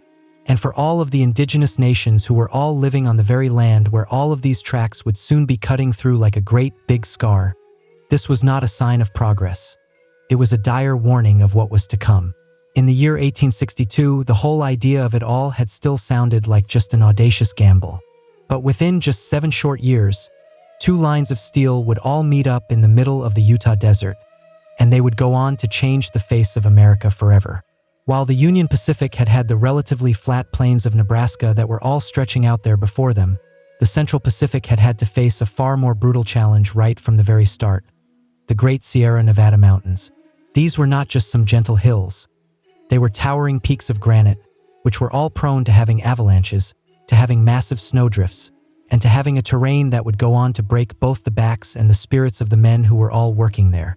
And all of this was before dynamite had even been invented yet. The construction had all begun in the city of Sacramento in the year 1863, but the real wall had all stood just about 80 miles to the east of there. The Sierras were a truly formidable barricade, and every single mile of track that they had laid had all felt like a war that was being waged against nature itself. To be able to conquer this colossal obstacle, the Central Pacific had all needed a great deal of labor, a lot of it. At first, they had hired mostly just the Irish immigrants and some other white laborers, but many of them had all just quit, as they were either unable or they were just unwilling to be able to face the grueling and the perilous conditions that they were all being subjected to. And that is when the company had then turned to a brand new workforce: the Chinese immigrants. By the year 1865, there were over 10,000 Chinese laborers who were all toiling away on the railroad, and who were all making up more than 80% of the Central Pacific's entire workforce at the time. They were all being paid less than all of the white workers were. They were all often having to live in much more dangerous conditions, and they were all having to face some very deep-seated forms of racism. But they had all soon proved to be an absolutely indispensable part of the whole operation, as they had all shown some incredible skills, some great endurance, and a remarkable sense of discipline. Their work was nothing short of being truly heroic, and yet it was also truly horrific. They had all had to carve out some tunnels through the solid rock, by using only just their hand tools and some black powder. The most infamous of all of these tunnels, Tunnel Number 6, had taken them nearly 2 agonizing years to be able to complete. In the winter, the snowdrifts had all reached up to a height of 40 feet. The workers had all had to live in some camps that were literally all buried right there beneath the snow, and which were all just connected by some vertical shafts that had all just acted like a series of chimneys. Dozens of them had all died in the avalanches, in the explosions, and in the rock slides that had all occurred. And yet, the line had still managed to advance.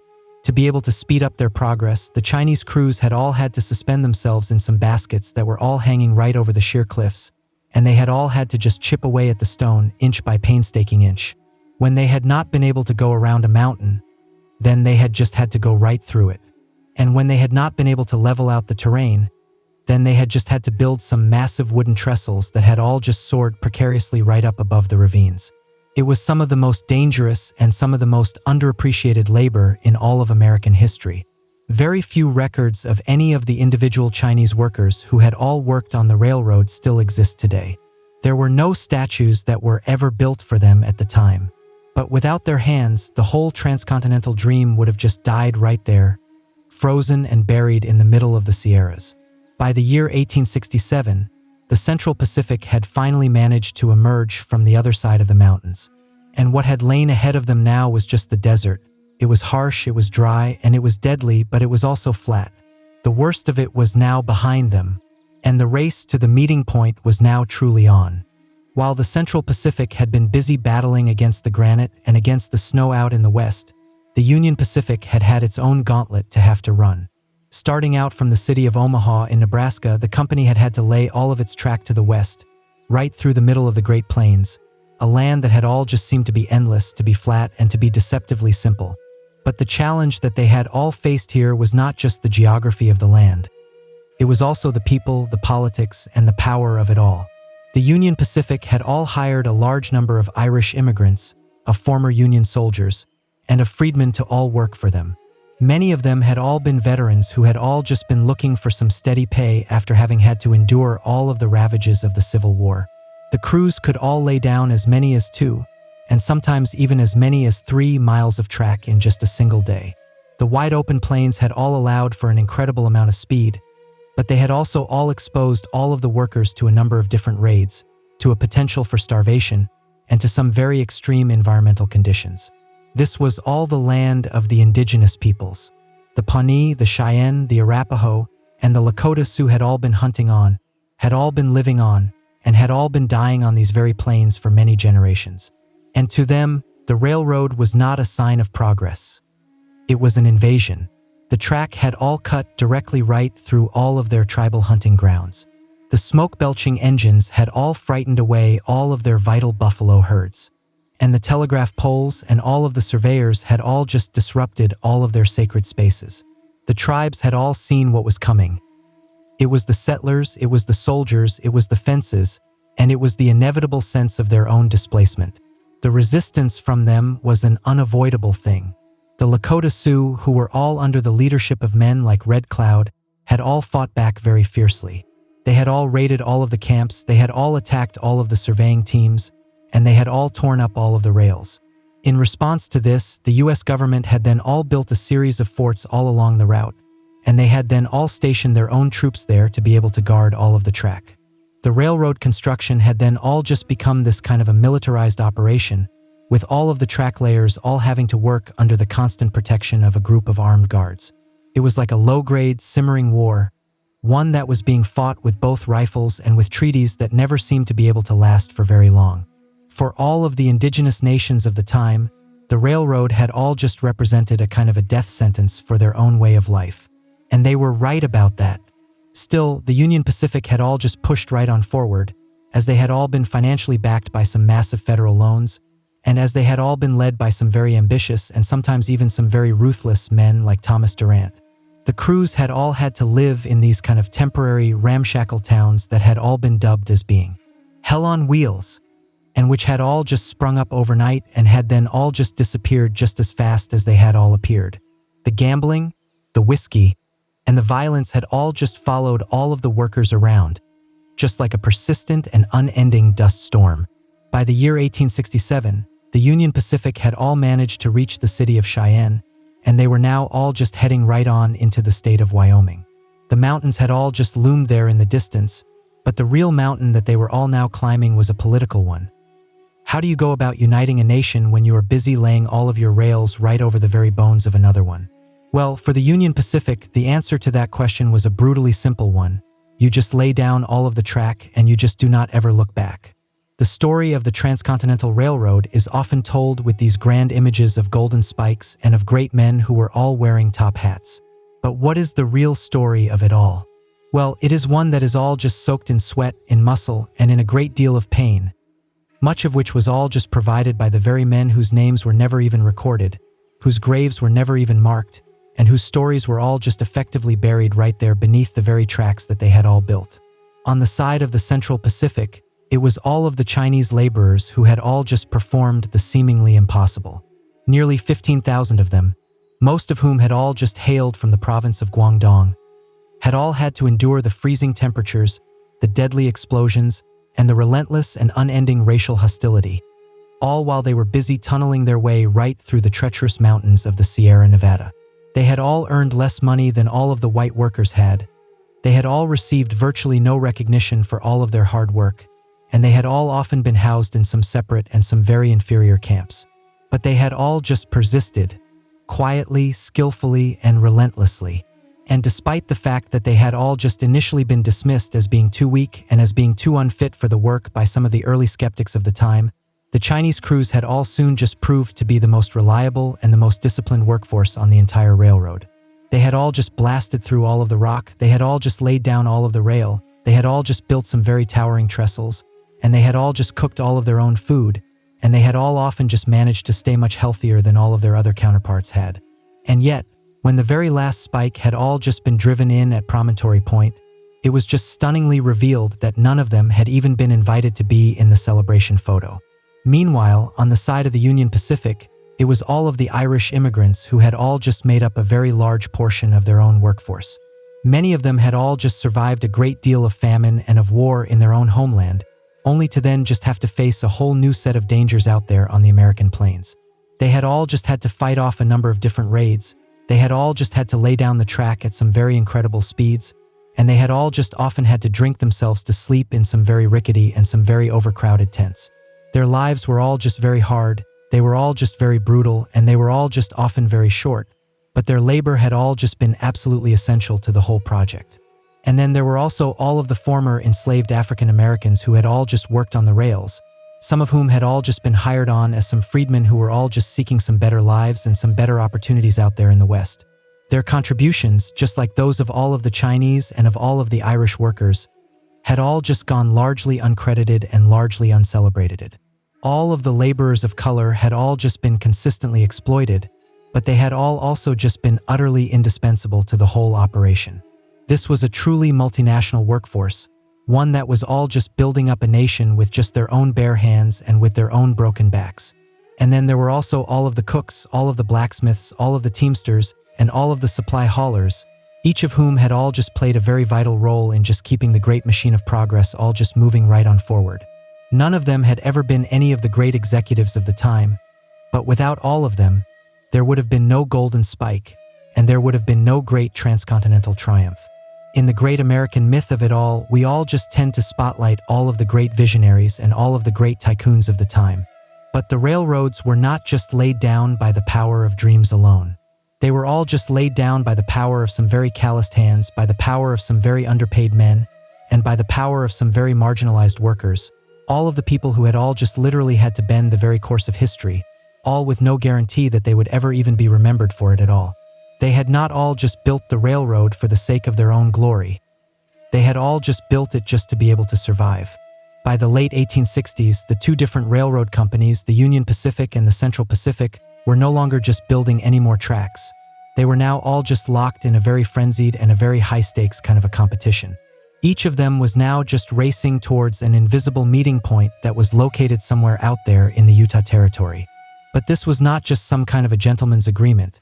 It was a cutthroat kind of a war that was being fought for the sake of some land, for the sake of some money, and for the sake of some prestige. So why all of the incredible urgency? Well, it was all just because of the way that all of the government subsidies had all just worked out at the time.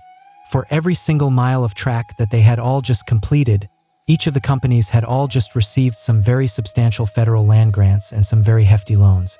So the more track that you had all just built, the more profit that you had all just been able to claim for yourself.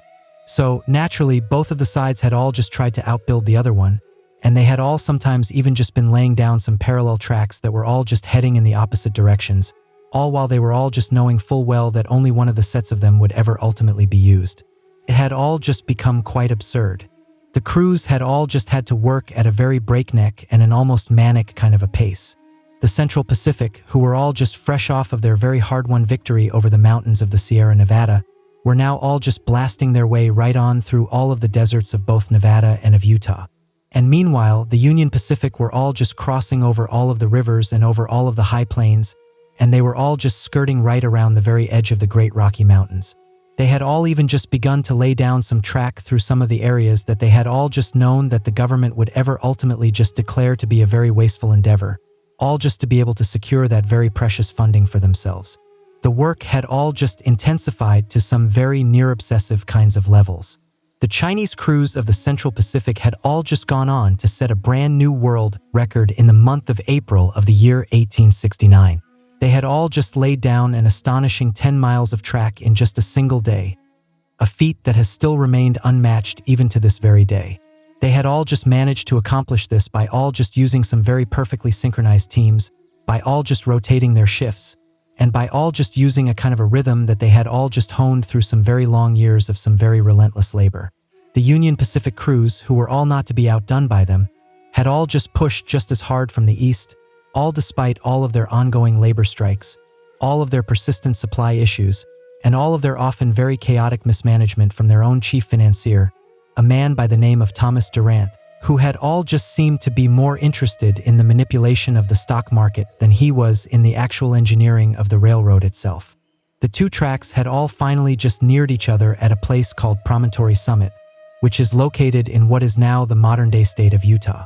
The surveyors had all just marked the site, and the arrangements had all just been made for a very formal kind of a ceremony. The locomotives from both of the companies, the Central Pacifics, Jupiter, and the Union Pacifics, number 119, had all just been brought right up to face each other, with their cowcatchers right up against each other.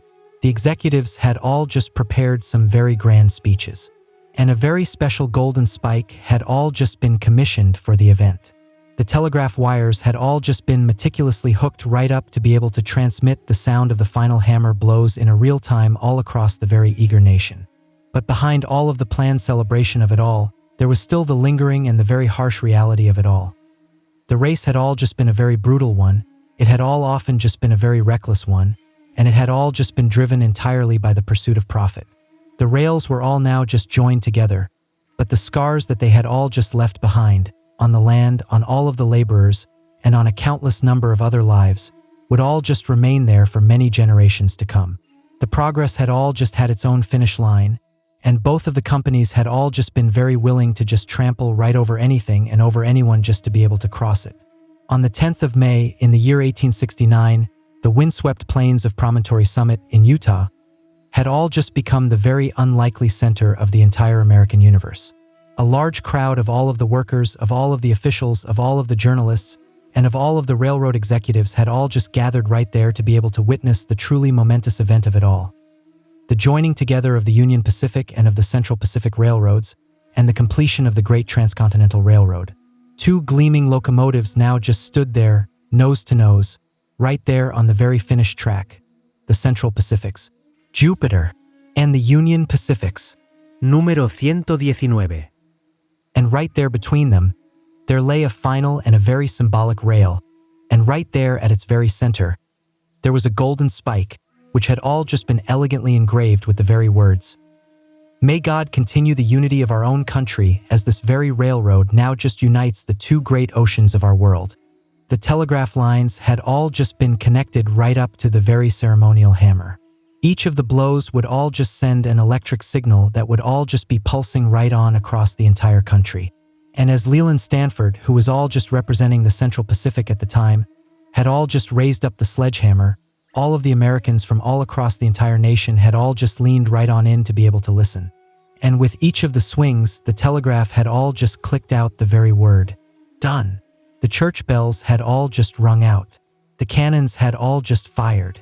And the cities had all just erupted in some very spontaneous celebrations, all the way from New York to San Francisco.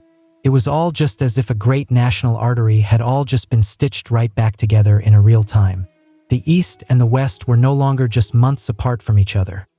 They were now just a mere 7 days apart from each other by rail. It was a truly stunning engineering achievement. The United States was now all just bound together, from coast to coast, by the power of steel and by the power of steam. The symbolic significance of it all could not be overstated. A very young, post-Civil War nation had all just proven that it could be able to connect all of its own fractured parts and that it could be able to march right on confidently into a brand new modern and industrial era. But not everyone had been a part of this great triumphant celebration. None of all of the Chinese workers who had all just laid down the vast majority of all of the Central Pacific's very treacherous track had even been invited to be in the very iconic photo of the event. They had all just been deliberately excluded from the entire ceremony, all despite all of their own indispensable role in having been able to accomplish the seemingly impossible. All of the Irish laborers, all of the freedmen, all of the native guides, and all of the other marginalized workers who had all just toiled and who had all just sacrificed so much for the cause were also all just conspicuously absent from the very frame of the picture. And in their place, there had all just stood a group of bearded men who were all just wearing frock coats, and who were all just holding some hammers and some cigars. So, while the entire country had all just been busy celebrating a newfound sense of unity, the reality of it all had all just been far more complex. The railroad had indeed just managed to connect the East to the West, but it had also just managed to sharpen all of the divisions that had all just existed between all of the different races, all of the different classes, and all of the different cultures of the time. It had all just united all of the markets, but it had all just done so at the very cost of a great number of human lives and of a number of very shattered communities. The photo that had all just been taken on that very day had all just managed to capture the official story of the railroad. But the real and the far more complicated story of it all, well, that had all just been buried right there beneath the very track. The completion of the Transcontinental Railroad had not just shrunk the geography of the country. It had also just caused the American economy to completely explode. Almost overnight, the United States was no longer just a bicoastal nation that was all just awkwardly bridged together by a vast and an unending wilderness. It was now just a single economic organism, one that was all just pulsing with a great deal of movement, of commerce, and of an unprecedented amount of opportunity. The goods that had all just once taken some very long months to be able to transport by either a wagon or by a ship could now all just be moved from one coast to the other in just under a week.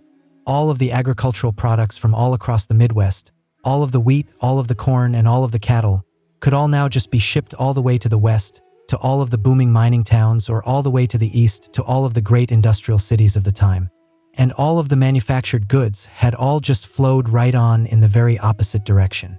The rail cars had all just replaced all of the oxen, and the steam had all just replaced all of the sail.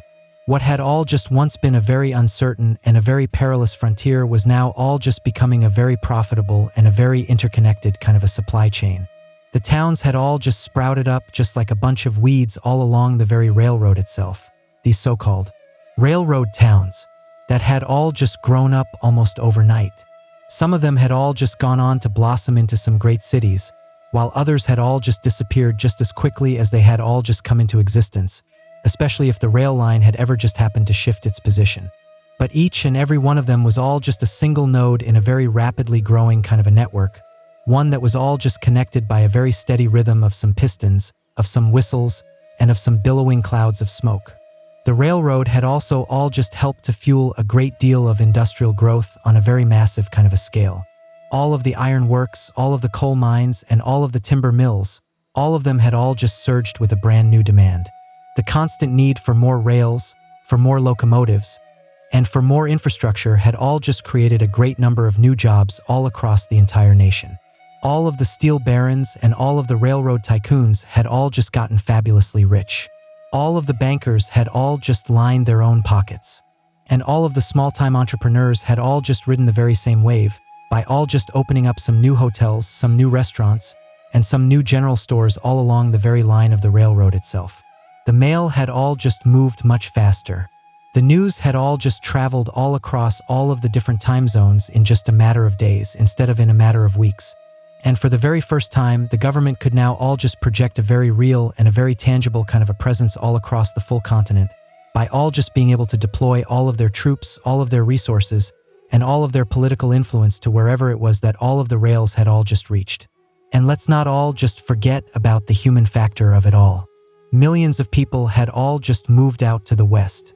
All of the immigrants who had all just come from all across Europe and who had all just once landed in the city of New York had all now just seen a very direct path to be able to find some new land and some new labor out there in California, in Oregon, and in all of the other rapidly developing western territories of the time.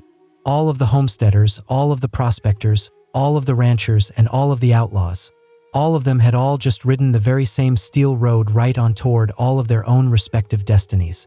Of course, this great boom was not all just evenly shared by everyone. The wealth of it all had all just overwhelmingly flowed right on up to the very top. All of the native lands had all just been devoured. And all of the laborers had all just often remained very poor, and they had all just often been very exploited. But there is just no denying it. The railroad had all just managed to transform the entire US from just a mere collection of some regional republics into a great continental power. The engine of it all was not just moving all of the people around, it was also just moving all of the money, all of the power, and the very future of the country itself. And once it had all just started, it was just not going to stop. Beneath all of the polished steel and all of the triumphant headlines of the Great Transcontinental Railroad, there lay a much darker and a much more tragic kind of a legacy. The systematic destruction of all of the indigenous lands, of all of their lives, and of all of their cultures. The railroad had not just connected the east to the west, it had also just sliced directly right on through all of the native homelands by all just carving out all of its routes right on through all of the territories that had all just been held for many centuries by the Lakota, by the Cheyenne, by the Shoshone, by the Ute, and by a great number of other different nations.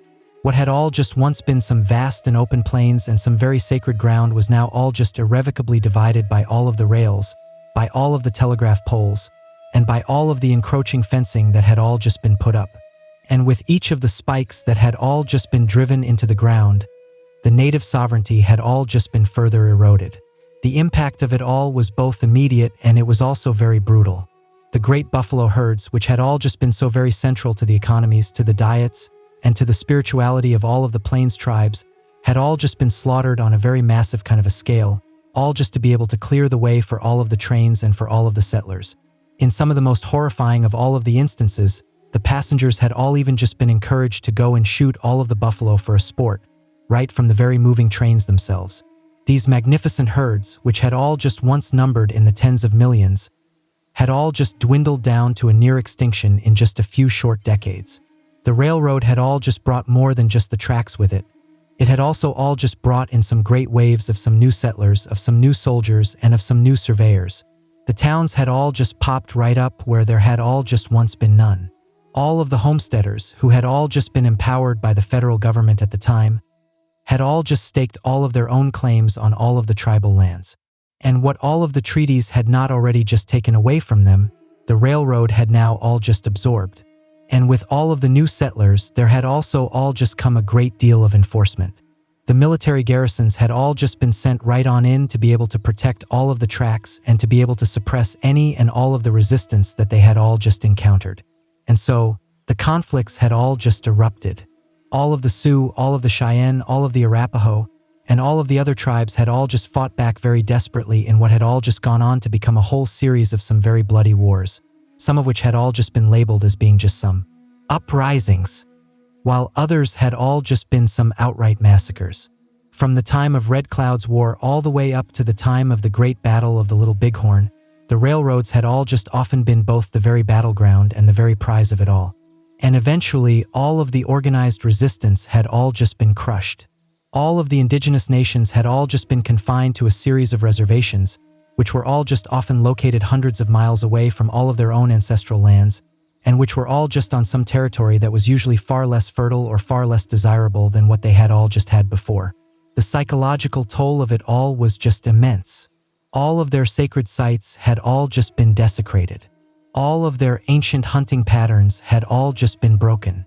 And all of their nomadic cultures, which had all just been built all around the concepts of a seasonal migration and of a vast and an open space, were now all just forced into some very fixed locations, and they were all just often under some very constant forms of surveillance and of control. And all of it had all just been justified in the very name of progress. The Transcontinental Railroad had all just been hailed as being a great marvel of the American ingenuity of the time, but it had all just come at the very devastating cost of 1,000 different nations' own dreams. It was not just the iron of it all that had all just cut right on through all of the land. It was also just the very erasure of a whole way of life, one that had all just been replaced by a new world of some timetables and of some timbers. The history books have all just often praised the railroad for having been able to unite a nation, but for all of the native peoples of the time, it had all just torn theirs right on apart. When the very final spike had all just been driven right into the ground at Promontory Summit in the year of 1869, it was not just the end of a great railroad construction project. It was also just the very beginning of a brand new American identity, one that was all just faster, that was all just hungrier, and that was all just increasingly being shaped by the very relentless power of both the steel and of the steam. The Transcontinental Railroad had all just effectively managed to shrink the entire country. What had all just once taken a very arduous 6 months to be able to travel by either a wagon or by a ship now all just took a mere 7 days to be able to travel by rail. It had all just fundamentally changed the very way that the people had all just moved around, the very way that all of the goods had all just been exchanged, and the very way that the very idea of a distance was all just understood. And suddenly, the very concept of a coast-to-coast nation was no longer just a distant dream. It was now just a daily and a very tangible kind of a reality. The railroad had all just fueled the very rise of our own standardized time zones, which had all just initially been created to be able to coordinate all of the cross-country travel and all of the commerce of the time. It had all just reorganized the entire world of agriculture by all just allowing all of the farmers to be able to send all of their produce much more quickly and much more efficiently all across all of the state lines to all of the brand new markets that had all just been created. It had all just powered the great second industrial revolution by all just enabling all of the raw materials to be able to flow much more efficiently from all of the resource-rich regions of the West right on into all of the urban factories of the East. The very rhythm of the entire country had all just begun to match the very insistent clatter of all of the trains. Culturally, the railroad had all just reinforced a very potent sense of a manifest destiny, the very widespread belief that America was all just divinely ordained to be able to span all the way from the Atlantic to the Pacific. It had all just made the whole concept of an expansion feel not just possible, but also just inevitable. And with all of the rails now just stretching all across all of the deserts, all of the mountains, and all of the plains, there was no longer any kind of a wild frontier, in the very same way that there had all just once been. Everything now all just felt so much more reachable, and everything now all just felt so much more claimable. But the railroad had also all just gone on to set the very template for an immense amount of corporate power in America. A massive amount of wealth had all just been accumulated at the very top of the society. Men like Leland Stanford, Thomas Durant, and Collis Huntington had all not just gotten very rich. They had all also just gone on to shape all of the policies of the time. They had all just bought off all of the politicians, and they had all just built some very vast empires. The corruption and all of the scandals of the time, just like the very infamous Credit Mobilier affair, had all just gone on to expose just how deeply all of the railroad interests had all just been embedded right there within the very government itself, and it was all just often at the very expense of the public good. For all of the laborers, the train tracks had all just marked both a very grueling sense of an opportunity and a very stark sense of an exploitation. And for all of the indigenous peoples, it had all just marked the very tragic end of their entire world. And for the environment, it had all just brought a very radical and a very often destructive kind of a change. All of the forests had all just been cleared, all of the rivers had all just been bridged, and all of the buffalo had all just been nearly exterminated. And yet, for all of its very profound costs, the railroad had all just undeniably managed to stitch together the very fabric of a modern-day America. It had all just connected all of the immigrants to all of their brand new opportunities, all of the businesses to all of their own expanding markets, and all of the governments to all of their very distant and to all of their previously unmanageable territories. It had all just transformed an experimental republic into a fully integrated and a continent-spanning kind of a nation. The iron rails had not just carried all of the passengers. They had also just carried a great deal of ambition, of destruction, of hope, and of a great deal of hubris. The railroad was both a great triumph and it was also a great tragedy. And once those two twin locomotives had all just touched their very cowcatchers right there in the middle of the Utah desert, the country was never, ever the very same again. The nation had all just been transformed, not by any kind of a war or by any kind of an election, but by the power of both the iron and of the fire.